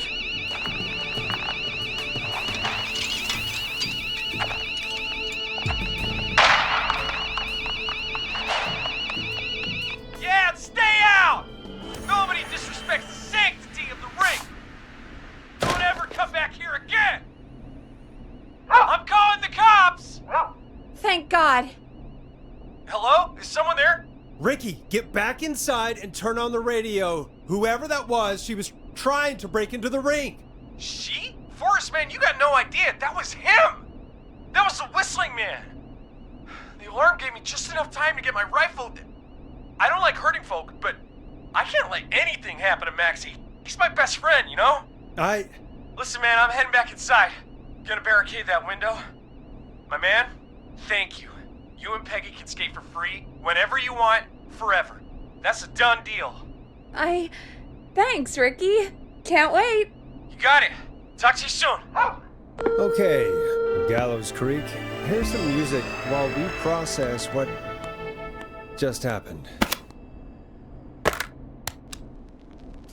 So, the whistling man is a woman? I know. I can't believe it. She called up. You spoke to her multiple times.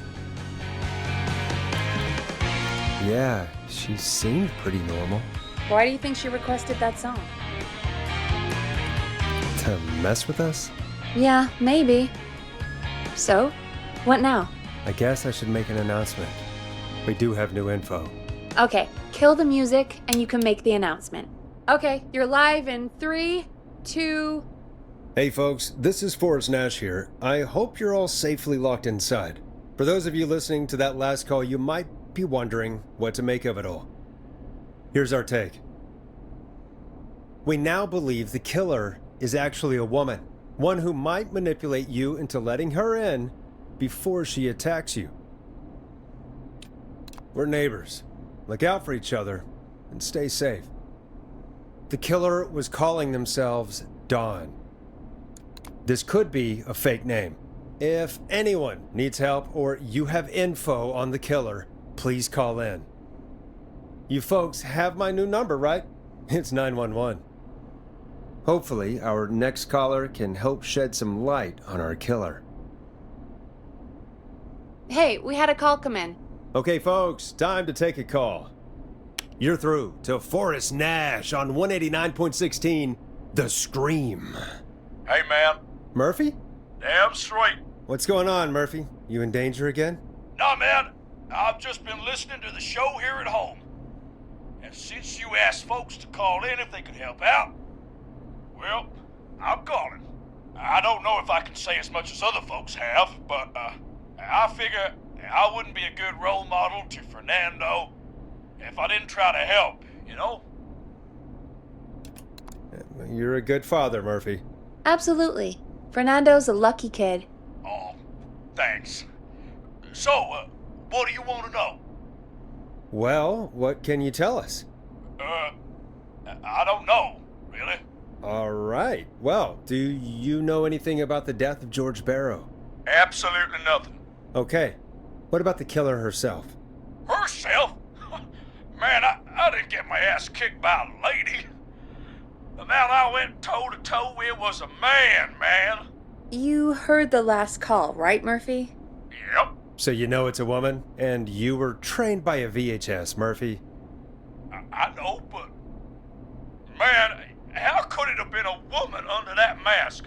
Let's just move on. do you know anything about the history of the Whistling Man? No, sir. Tonight's the first time I ever heard of him. What? I moved here 3 years ago, man.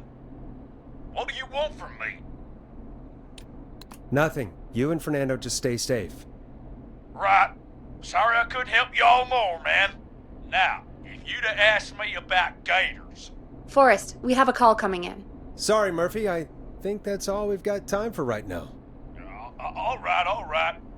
I'll catch y'all with the gator talk later. Night. Well, folks, that was a bust. But perhaps our next caller has more they can tell us. Let's find out. This is Forrest Nash, and you're listening. Please help me. My name is Casey Moore. I'm at 25 Nancy Drive. My best friend's been stabbed. He's bleeding everywhere. I don't know what to do. Please help me. Somebody's been stabbed? Can you tell me what happened? We'd been out at the reservoir. We were heading back to his place when we heard this whistling all of a sudden. He just started freaking out. He screamed at me, told me to hide. I'd never seen him like that, and I just panicked and ran and hid in a bush. Oh no. Forrest. Then what happened? He went up the road and talked to someone. I couldn't really hear or see anything. It sounded like he might have known the person, and they just stabbed him. Casey, was his attacker the Whistling Man? The who? They had a mask and wore all black? That's all I know. Please, we need help here. I'll get you help, but I need to know. Where did the masked person go? They left. They left him to bleed out. I waited until they were gone, then dragged him into the garage and called 911. Wait, why didn't she make sure he was dead? I don't know. I think I heard them say something like, "It's not so funny now, is it?" Before they left, but please, he needs to get to the hospital. I can't drive, so we need an ambulance. Forrest, the ambulance was destroyed in the explosion at the gas station. You should get all the info you can. What's your friend's name, Casey? It's Jason Parker. Can you tell us where Jason was stabbed? They stabbed him in the stomach, and then stabbed him again in his leg when he was on the ground, and it's... Oh, the knife is still there in his leg. We'll be right back. Peggy, patch us through to the hospital. On it. Phoning St. Gabriel's now. Switch to line 2. Hello, St. Gabriel's Hospital. How can I help you? Hi, this is Forrest Nash from 189.16. We have a stab victim at 25 Nancy Drive named Jason Parker. He's been stabbed in the stomach and the leg. He's bleeding heavily. Oh God, I'm sorry. But the ambulance is, well, you know. I know, but please, we need something, or he's going to die. Forrest, listen, you're going to have to get him here.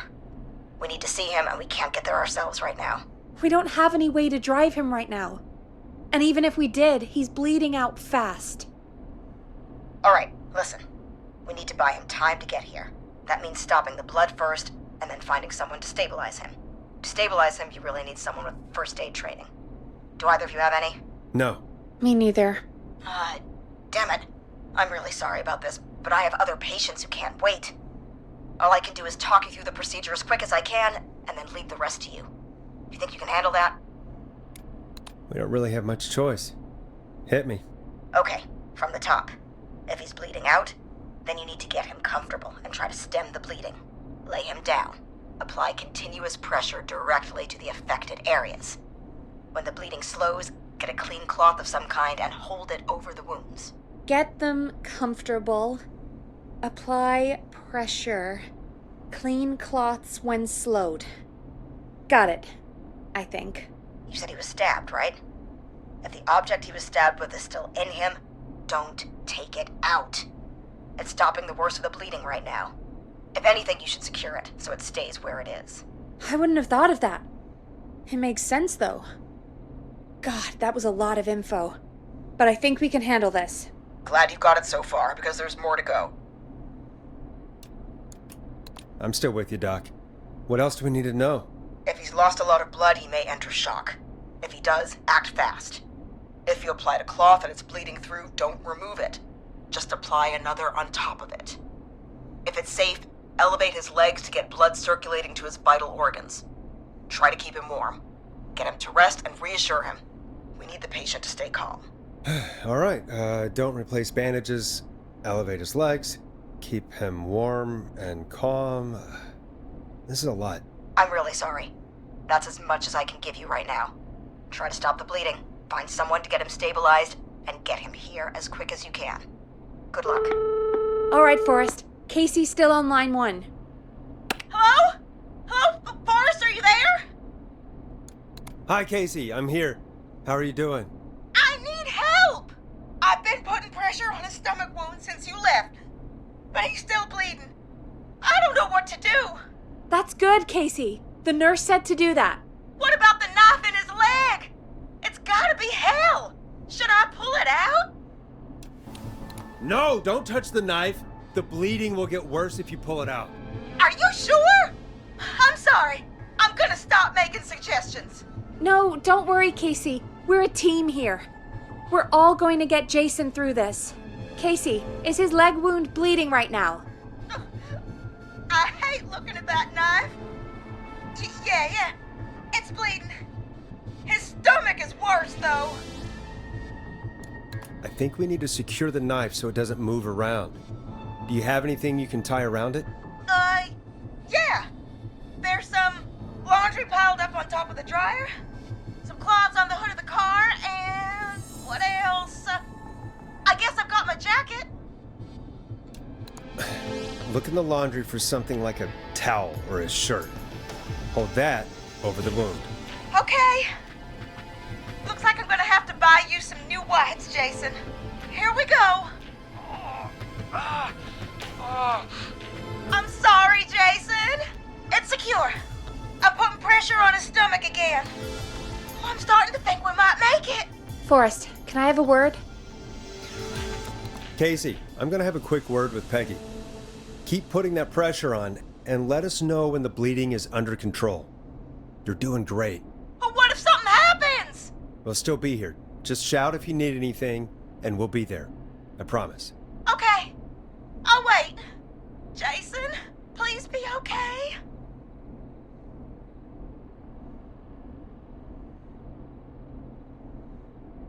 What's up, Peggy?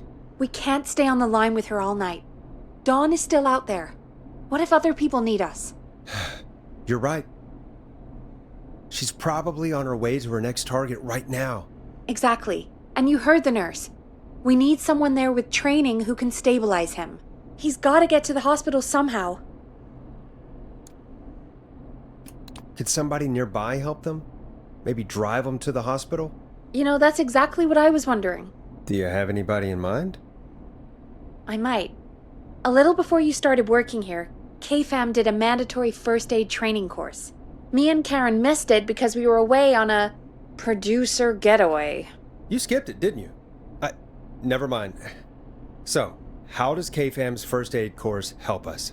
Casey said they're at 25 Nancy Drive, right? Yeah? Why? They put up a bunch of cheap houses around there about 10 years ago. So a bunch of people here at the station live around there. Do you think any of them could help Casey and Jason? Probably, but I don't know who lives there. And since I missed the training day, I don't know who knows first aid. Could you call them and ask? I don't know everybody's numbers. I've only ever called Karen. Everybody's personnel info is probably in Reggie's office. Got it. I'll look through their files in Reggie's office. It's a life or death situation. I'm sure they won't mind. Right. But there are a couple of problems with that. Go on. It's sensitive information, so Reggie probably locked it in his safe. Great. Do you have any idea what the combo for the safe could be? Not a clue. Reggie's a serial note-taker, though. Maybe something in his office will give it away. Right. There is something else. I'm not gonna like this, am I? Have you ever heard, "The future is floppy"? Peggy, what the hell are you talking about? I'm talking about floppy disks. Floppy disks are like these futuristic things that have information on them. You put them in a computer and they do something. Peggy, I know what a floppy disk is. Anyway, Reggie decided that the future is floppy and started phasing out our physical records and replacing them with these floppy disks. I imagine it's the same for our personnel files. That's good to know. Since we haven't heard anything from Casey, I'm guessing Jason's okay for now. I'll check out Reggie's office and see what I can find. You'll need a key for that. I'll just slide it under my door now. Thanks, Peggy. I'll just have to look around.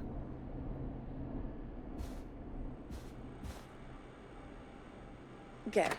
I'll patch my mic down to the office, so you'll hear me over the intercom.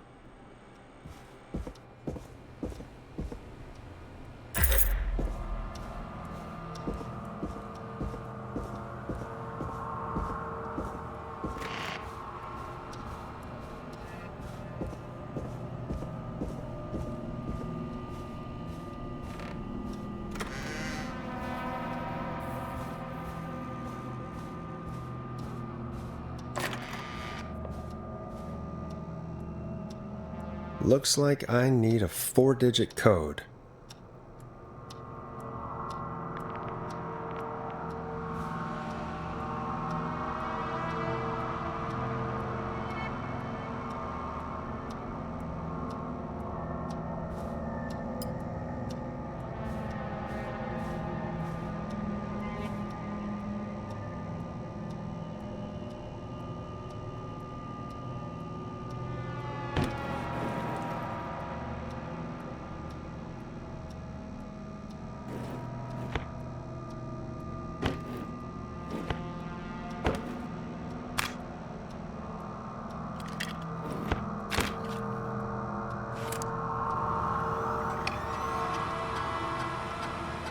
Could this be it?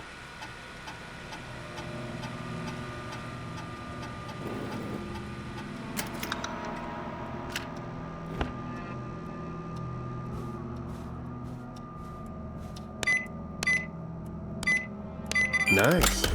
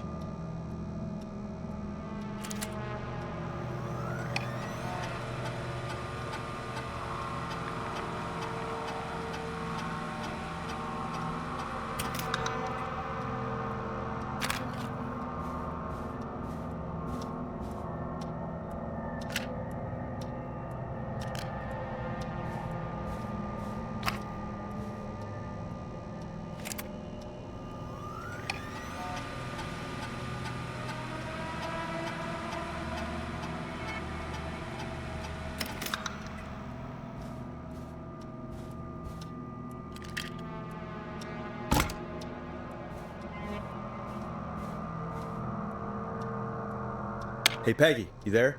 Yeah, I'm here. Did you find what we need? I think I know who our best bet is to help Casey and Jason. All right, good work. Who should I... Hello? Is anybody there? Please pick up. Casey, I'm here. What's wrong? Jason started going pale. I tried to get him to rest, but he just threw up everywhere. What's happening? What do I do? God, it sounds like he's going into shock. Casey, just stay calm. It's going to be okay. But the bleeding seemed to slow down. Did I mess up? Jason, I'm sorry. Casey, calm down. You've done everything right. I need you to listen to me, okay? For Jason. What did the nurse say to do about shock? Casey, I need you to elevate Jason's legs. We need to get the blood flowing to his vital organs. Got it. Jason, stay with me.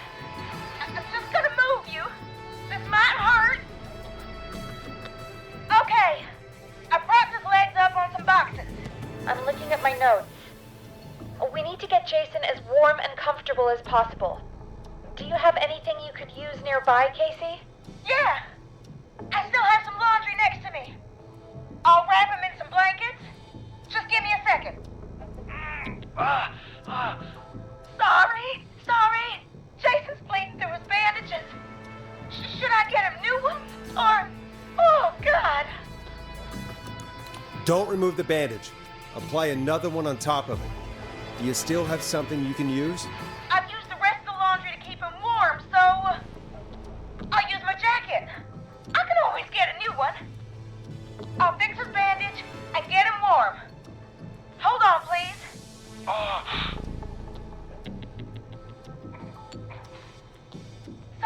Sorry. I'm done. You're gonna be okay, Jason. Just relax now, okay? Forrest, I'm scared.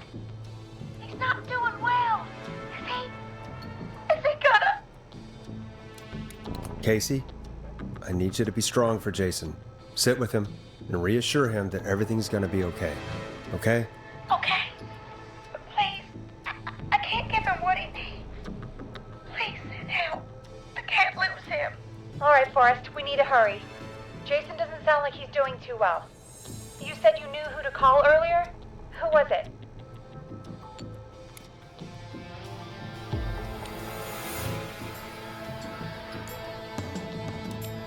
We need to call John Hedges. He lives on Nancy Drive. He didn't really participate in the first aid training, but he's a former war medic. He's probably the most trained person we have. Really? I never really spoke to him before. A war medic, huh? Yeah, and according to Reggie's notes, John keeps all of his old equipment at his house. He's something of a hoarder. All right. What's his number? 5420735. Calling now. Let's hope he picks... Who the hell is this calling me at... What time is it? John, it's Forrest Nash here at KFAM. We have an emergency and we need your help. Forrest, if this is a work emergency, then it can wait until the goddamn morning. Just leave me a note like everybody else. A man has been stabbed by the Whistling Man, or... Never mind. He's lost a lot of blood, and he's passed out. We need you to help him. The Whistling Man? What kind of joke is this? John, we're not kidding. A man is gonna die if we don't help him right now. Seriously? I haven't been called on for over 10 years. Where's the patient?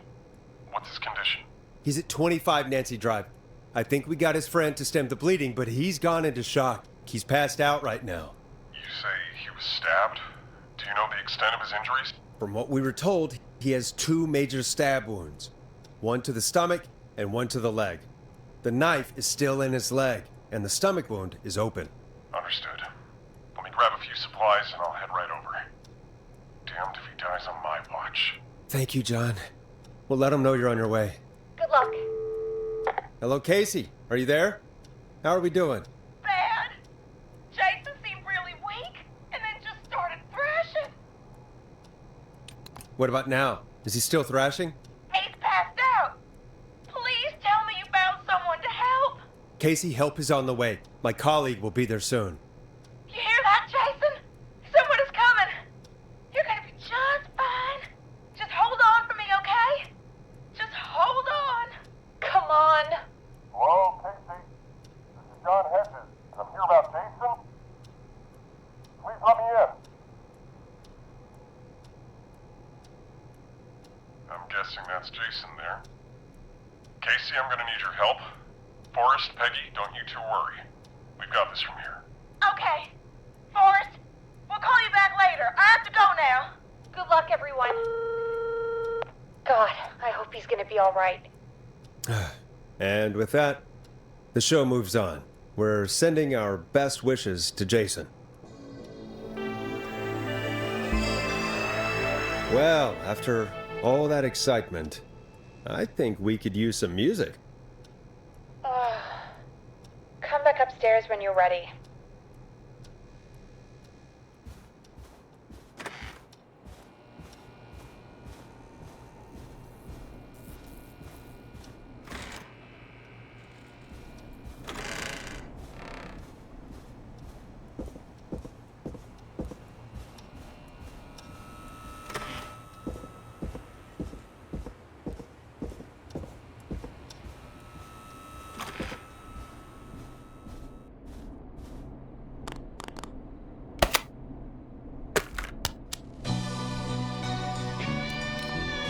getting pretty late.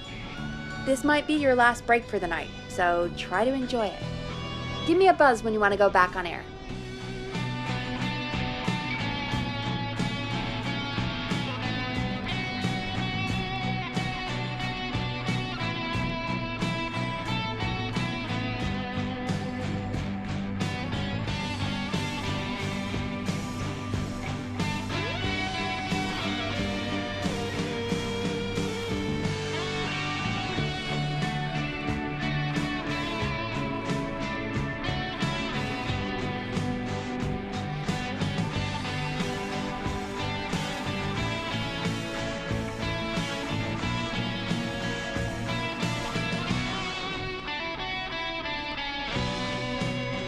Let's roll.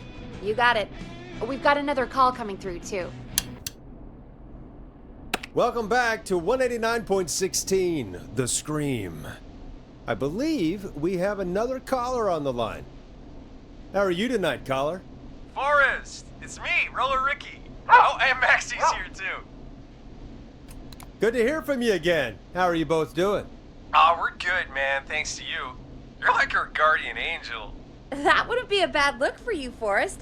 A little White Wing Halo number? Maybe something for the K-Fam Halloween party.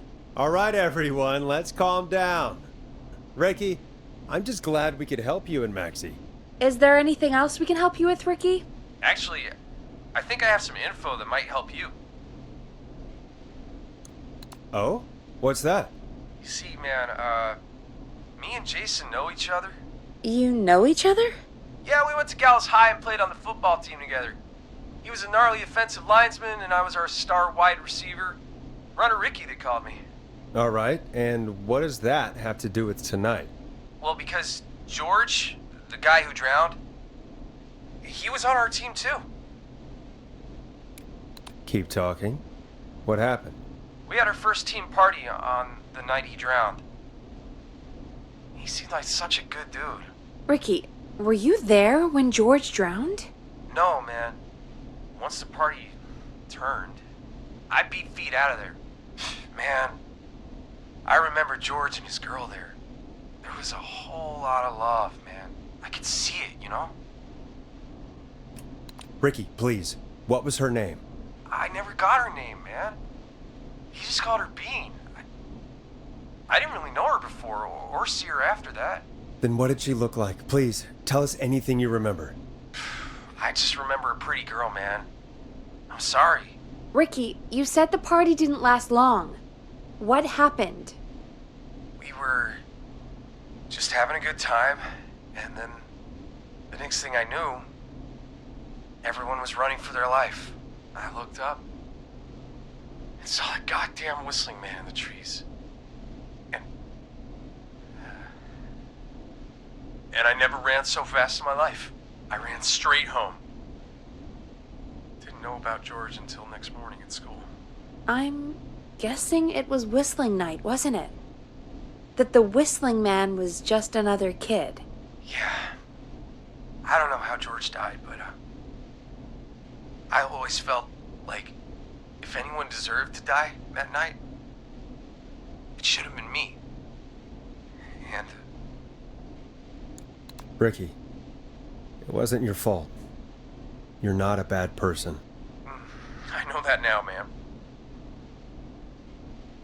It took a long time to learn, but yeah, just thought I'd tell you all what I know.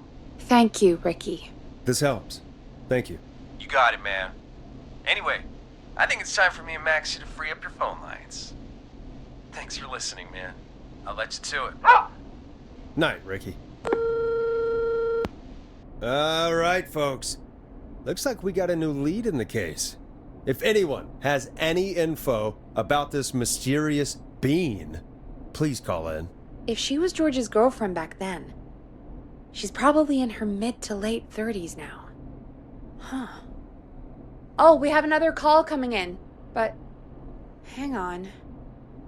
What's up, Peggy?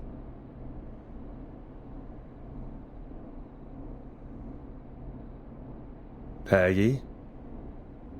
You're gonna want to take this call off the air. Who is it? Just do it. All right, folks, it's time for another track. Here's one to help you sit back and relax. We'll be right back after this. I hope this is good news, Peggy. Who have we got? Find out for yourself on line 1. Hello? Forrest, I'm glad I got back through to you. Sounds like it's been a busy night, huh? Surprise! It's Leslie, our 911 operator, leading the charge from Henderson to come save us. It's so good to hear from you. Are you okay? We're doing okay. Sarah and I are both happy to be headed back home. We're happy to have you too. Wait, Sarah? Oh, yeah, I mean Deputy Martinez. Anyway, we got back into radio range a little while ago. We've been listening in, but haven't been able to get through until now. It's been non-stop since you left. Please tell us you're bringing help. You bet! I'm leading a whole goddamn squad towards Gallows Creek as we speak. Turns out somebody had cut the phone lines. They had no idea what was happening. That's great news! That's crazy about the phone lines, though. Do you think the Whistling Man cut them? I'm guessing so. I don't know how the Whistling Man did it. But that doesn't matter right now. Listen, we're coming in hot, but we need your help. I know Gallows Creek isn't a big town, but if we don't know where the Whistling Man is, we can't get him. Her. That's where you come in. You can count on us. What do you need? It might be a long shot, but here goes. The Whistling Man already called up a few times. I bet she calls again. We're still a little ways out of town, so if she calls, stall her. Buy as much time as you can for us to get in. And while you're talking to her, try to figure out where she is. We'll be listening in, so once her location is known, we'll head straight there and end this nightmare. I'll do my best. I know you will. Heck, I can see the headlines now. Forrest Nash's interview of a lifetime. Anyway, I'll radio the other cars and tell them the plan is a go. Hopefully the next time I see you, it'll be with our killer behind bars. Take care now. We'll see you soon, Leslie. Oh, thank God. It sounds like this is almost over. We're nearly through this. I hope you're right. The sooner this is over, the better. I am right. Trust me. Anyway, we should get you back on air. Taking callers is the only way to see this through. Bringing you back live now.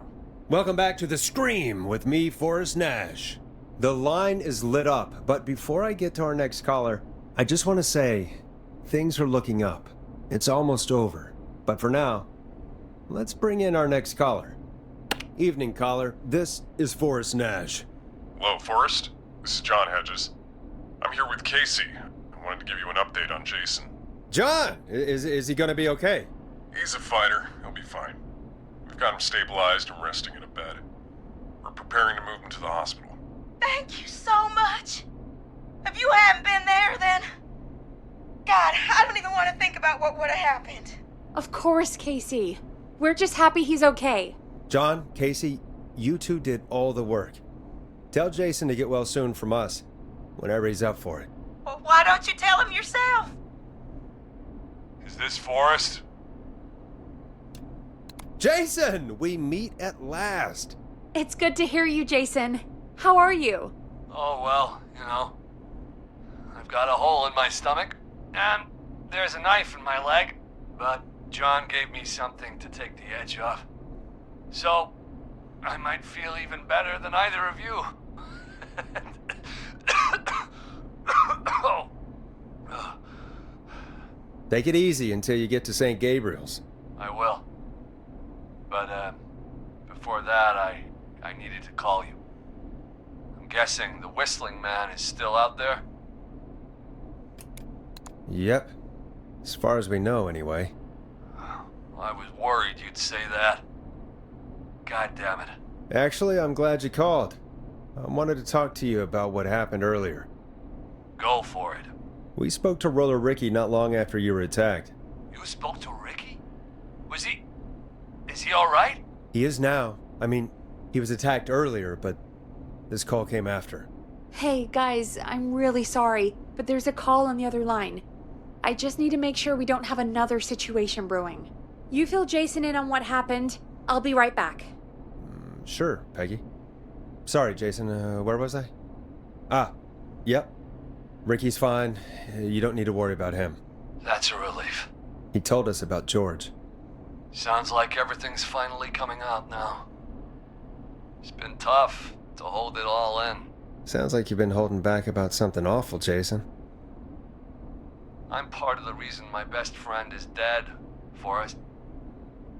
And the few who knew about it said if I ever said anything, I'd find myself in jail. For a long time. It was hell. And then the town just moved on. Like he'd never existed. What happened that night? I went along with the stupid prank, that's what. Whistling night. Some of the guys on the football team had an idea for a way we could haze the newcomers. We decided to plan a party in the woods and have the Whistling Man crash it. It was stupid. We each had a role. I was the stabbed friend. At the party that night, I left the group for a second, met our Whistling Man, pretended to get stabbed in front of everyone, started an almighty panic. Those screams. That was the last time I saw or heard George alive. How did George die, Jason? I don't know. I was playing dead. But when I heard her scream... Ricky mentioned a girl named Bean. Is that who you mean? Bean? Oh yeah. I guess George did call her that. Yeah. He called her Bean. I heard her again tonight, Forrest. Her name was... What? What happened? Are we still on air? No, we're not. Seems like the power is completely gone. How do we get it back on? I don't, we can use the emergency generator down in the basement. Reggie picked it up a while ago in case we ever needed to do an emergency broadcast. An emergency broadcast? Emergency? You know, nuclear war, alien attack, broadcasting a serial killer's location to the cops so we can end this nightmare. Fair point! It's in the storage area, in the far back corner, up on the wall. You might have spotted it earlier when you were digging around for all those tapes. It'll have a big red button. Just press that. I'll see you when you're back.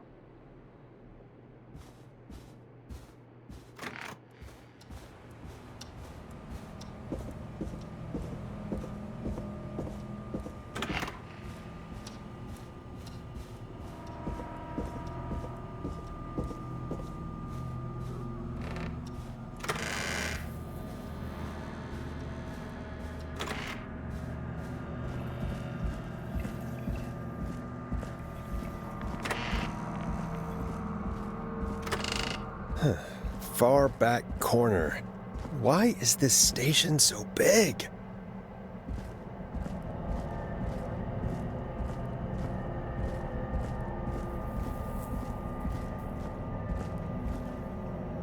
That must be it.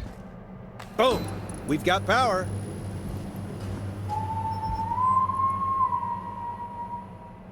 The Whistling Man. I need to warn Peggy.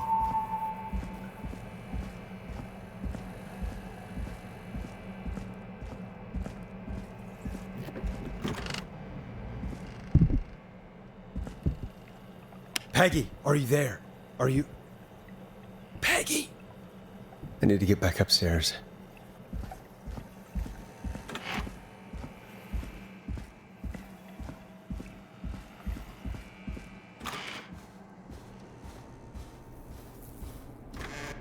What the hell?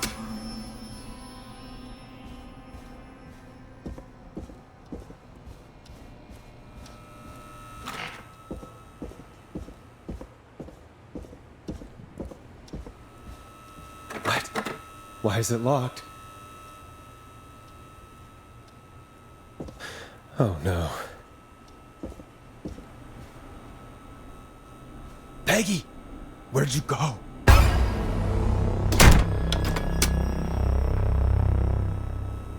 No way. This can't be happening.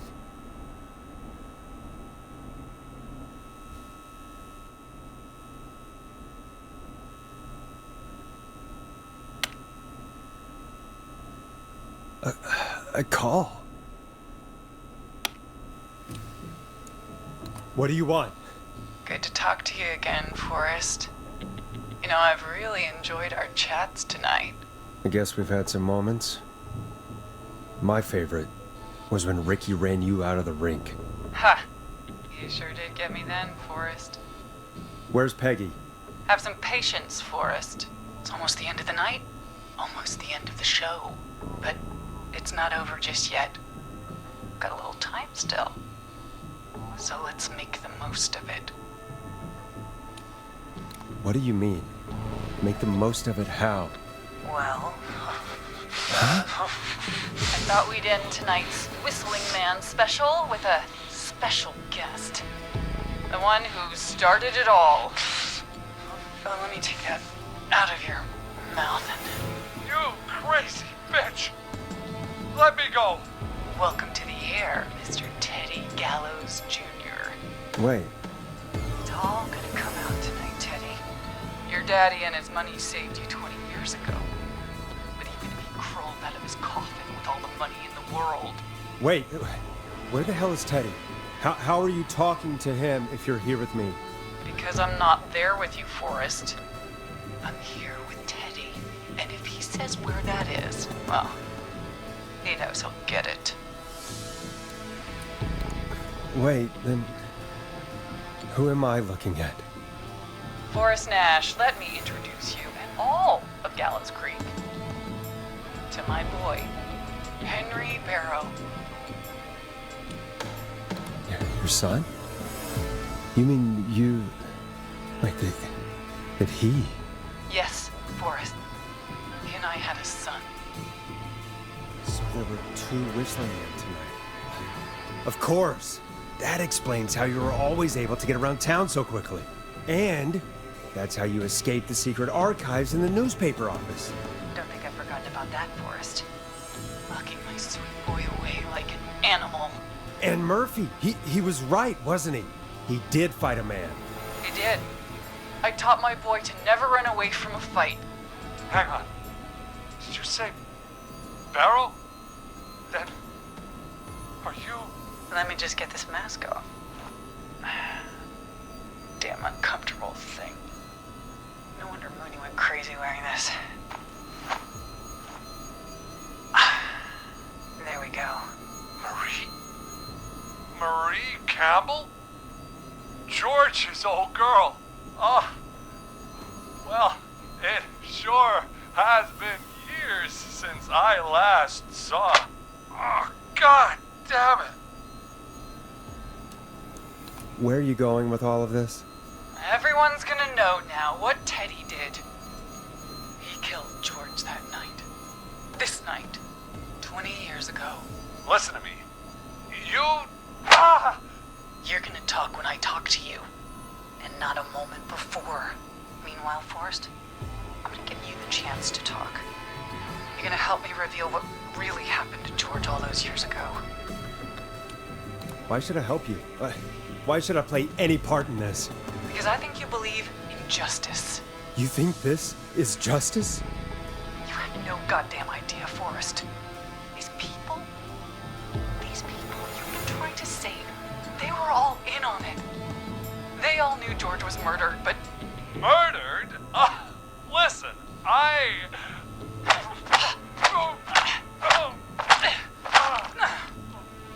said you speak when you're spoken to. Now, I know you've done some good work tonight in piecing together what happened to George 20 years ago, and that's why I want you to interview us. Are you serious? You want me to interview you? Am I serious? After everything tonight, you really have to ask me if I'm serious. Do a good job. And hell, You might be the only one to leave here alive.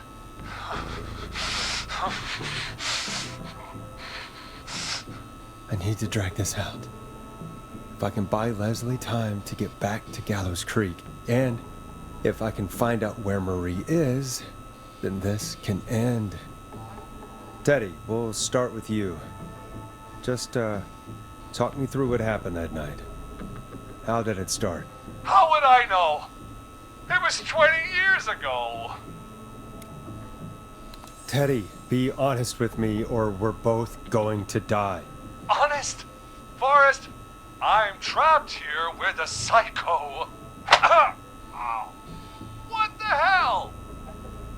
God damn it. Okay. Our first team party was coming up. And when I saw the date it was scheduled for, I had an idea for a way we could prank the new guys. I understand that kids in Gallows Creek know tonight as Whistling Night. I'm guessing that's what you mean? Well, we didn't have a name for it then. It was just the night that Mooney went missing. But Whistling Night is what they'd call it later. Wait. You mean this was the first Whistling Night? Keep talking, Teddy. We went up near Whistling Point. God, who was there? Me, Jason, and George, of course. But George didn't come alone. He brought Marie. And Roller Ricky, he was there too, wasn't he? Yes, Ricky was there too. Runner Ricky, our wide receiver. I helped him off the bottle, you know. Because I'm a decent man. Is that so? Yes, it is. He came apart one day. Some people do. He had some issues. Wasn't stable. I didn't want him to hurt his chances in life. So, I helped him keep himself together. You were afraid he would talk about that night, weren't you? Keep talking. About midway through the night, we put the prank into action. We looked up at the trees and saw Jason there. Bloody, like he'd just been stabbed. And the Whistling Man. Everyone ran, screaming. George and I and Ricky, we got left behind. But Ricky was in on it too. I know he was. He and Teddy were as close as anybody. Teddy must have told him the plan. No, Marie, you're wrong. Ricky didn't know. What? Did you miss that part of the broadcast? I spoke to him earlier. He had no idea what was happening. He said he was as terrified as anybody. Isn't that right, Teddy? You didn't tell him, did you? Ricky never could keep his mouth shut. If we told him, he would have given everything away. But well, it doesn't matter. He didn't run his mouth enough to tell anybody about it afterwards. He's still guilty. It was just a stupid prank. How can you still say it was just a prank? Oh, come on. God damn it. You made George think Jason had been murdered. He thought his best friend was dead. And so tonight you stabbed him for real? It's the role he wanted to play. Jason's still alive, Marie. He was with a friend. We talked her through how to stop the bleeding and got him professional help just in time. Oh. Well, shame he didn't have the good sense to die earlier. He's gonna regret that. Enough about him. Me and George took off running, but somehow we got separated in the woods. I ended up near the bottom of Whistling Point, and when I noticed George wasn't with me, I panicked. And then, I don't know how he snuck up on me, but the Whistling Man grabs me. I scream, and he starts laughing, telling me it's just a joke. I can stall for time here. Who was it, Marie? Who was the Whistling Man? I suddenly recognized it was Chuck. Chuck, Brody, whistling man, laughing away. But then he stops, and he's looking up at the top of Whistling Point. What was he looking at? Teddy, what happened next? Nothing. I mean, it was just... Teddy? George fell off Whistling Point.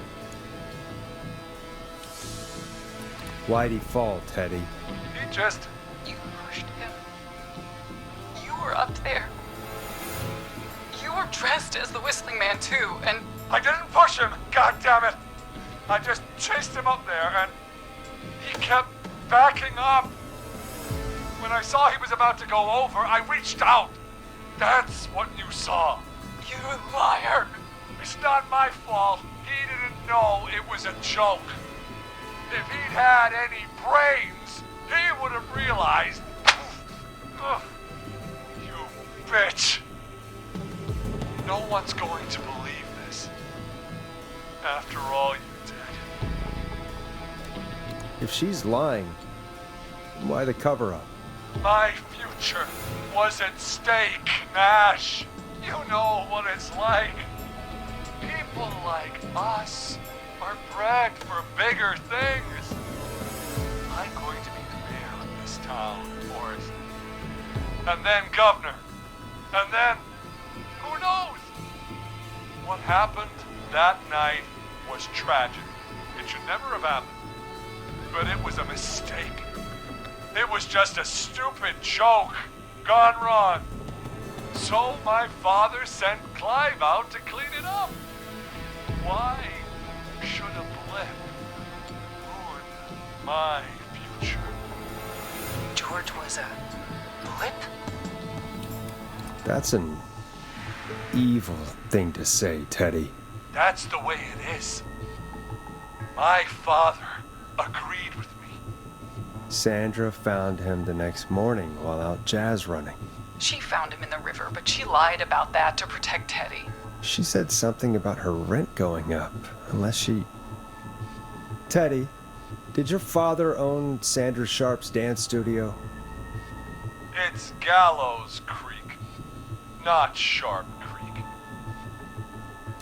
I'd answer the question if I were you, Teddy. Yes, okay. We own most of the town. That's it then. Your father was going to run her out of business, unless she lied and said she found him in the reservoir instead of the river. What my father did in his business dealings is nothing to do with me. The false reports. That's why you killed Sheriff Matthews too, isn't it, Maria? Not just to get him out of the way, but... Everyone was in on it, Forrest. Even the coroner wrote a fake report. Said George was drinking. That he'd just got himself into trouble. And... I saw. I'm sorry. For all it's worth, Virginia didn't have much of a choice. She had a sick sister whose treatments she couldn't afford. She played along with the gallows to save her sister's life. And her own. Even still, she should have told the truth. I did my part. I tried everything I could think of. I even went to the newspaper, but no. That coward killed the story. We'll take care of Maurice Russell later. This has to stop, Marie. Never should have started.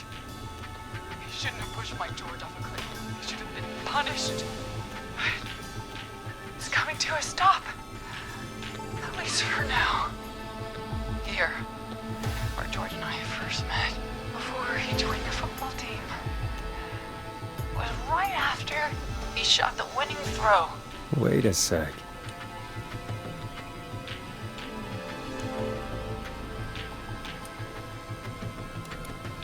We're at Gallows Creek High, in the gymnasium. That's right, Forrest. Not that it matters, but yes, we're here. Anyway, I think that about wraps up the interview with Teddy. So... Marie? Where? Oh my god. Peggy! Teddy? gotta help me. Quiet. You'll talk more later. Now I have to talk to someone who mattered more than you ever did. Peggy. It's been so long since I've seen your face. I worried you wouldn't come. Marie! Oh my god. I thought you... And here I was, thinking you'd forgot me. I'd never forget my own sister. What the hell? Peggy, what's happening? Why are you even there? Wanna explain, Peggy? Earlier, while you were speaking to Jason, I got a call. Do you remember? Well, it was from Dawn. She said that my sister Marie was there that night George died, and that I should come to the gym for a reunion.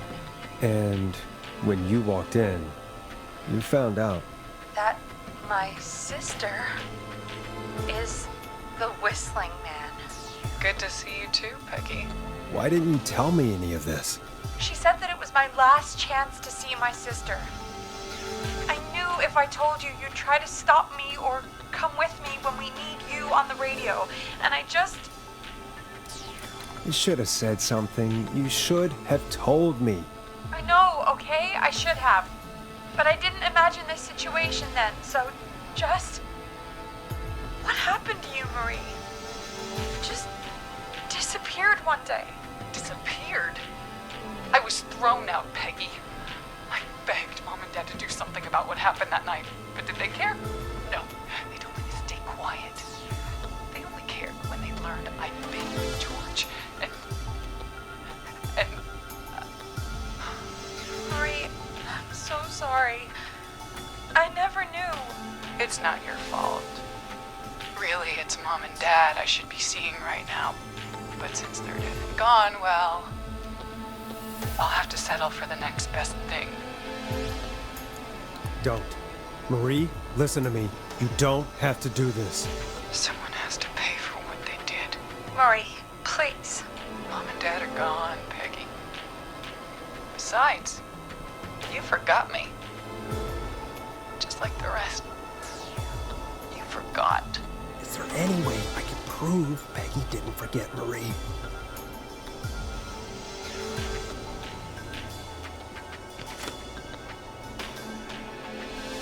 Marie, Peggy never forgot about you.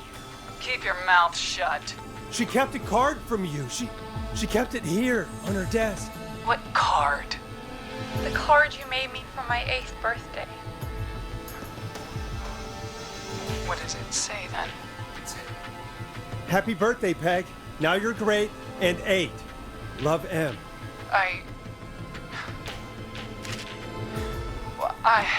Henderson police! Freeze! No! Henry! Get out of there!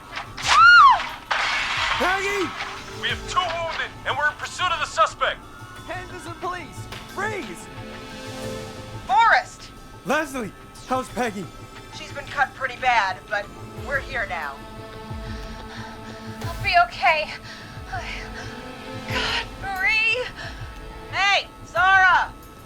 I need you to look after Peggy. She needs help. Now. We got here just in the nick of time. Where's Marie? She bolted right as we got here. The police are right on her heels. It won't be long now. It's over, Forrest. Well, folks, it was a long night, but we made it through together. I'm gonna head off to go check on Peggy.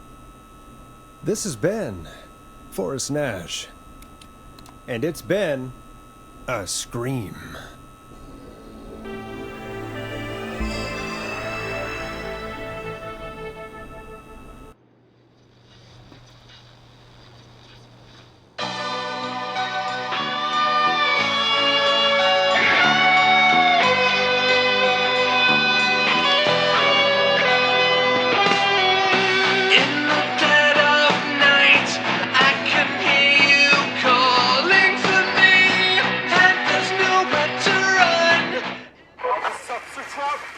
Come in. One suspect is in custody. We've trailed the other suspect into the nearby woods. And you are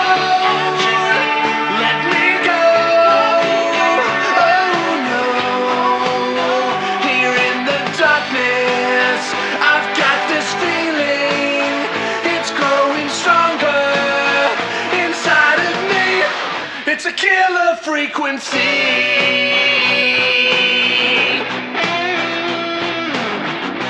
I can feel my heartbeat, and it's bursting out of my chest. But the radio's on, and it's playing the song we love best. I can put up a fight, but you choose out of sight. And you won't let me go. Oh no. Here in the darkness, I've got this feeling. It's growing stronger inside of me. It's a killer frequency. Oh, it's a killer frequency.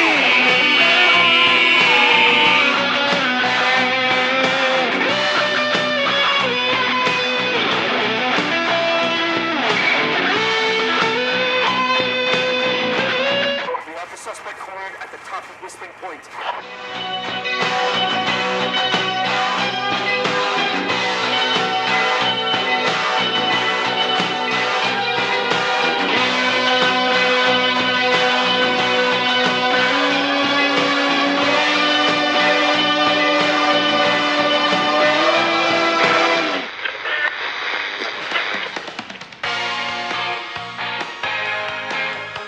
Stop! Put your hands in the air!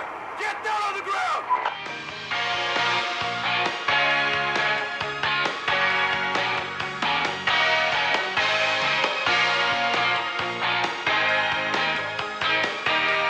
Don't move. Nobody else has to get hurt.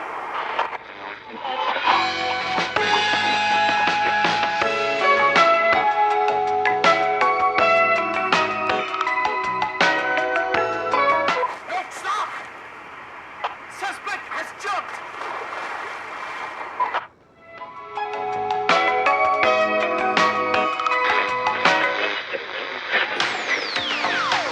Officer Luco, do you have a visual? Negative. No sign of the suspect anywhere.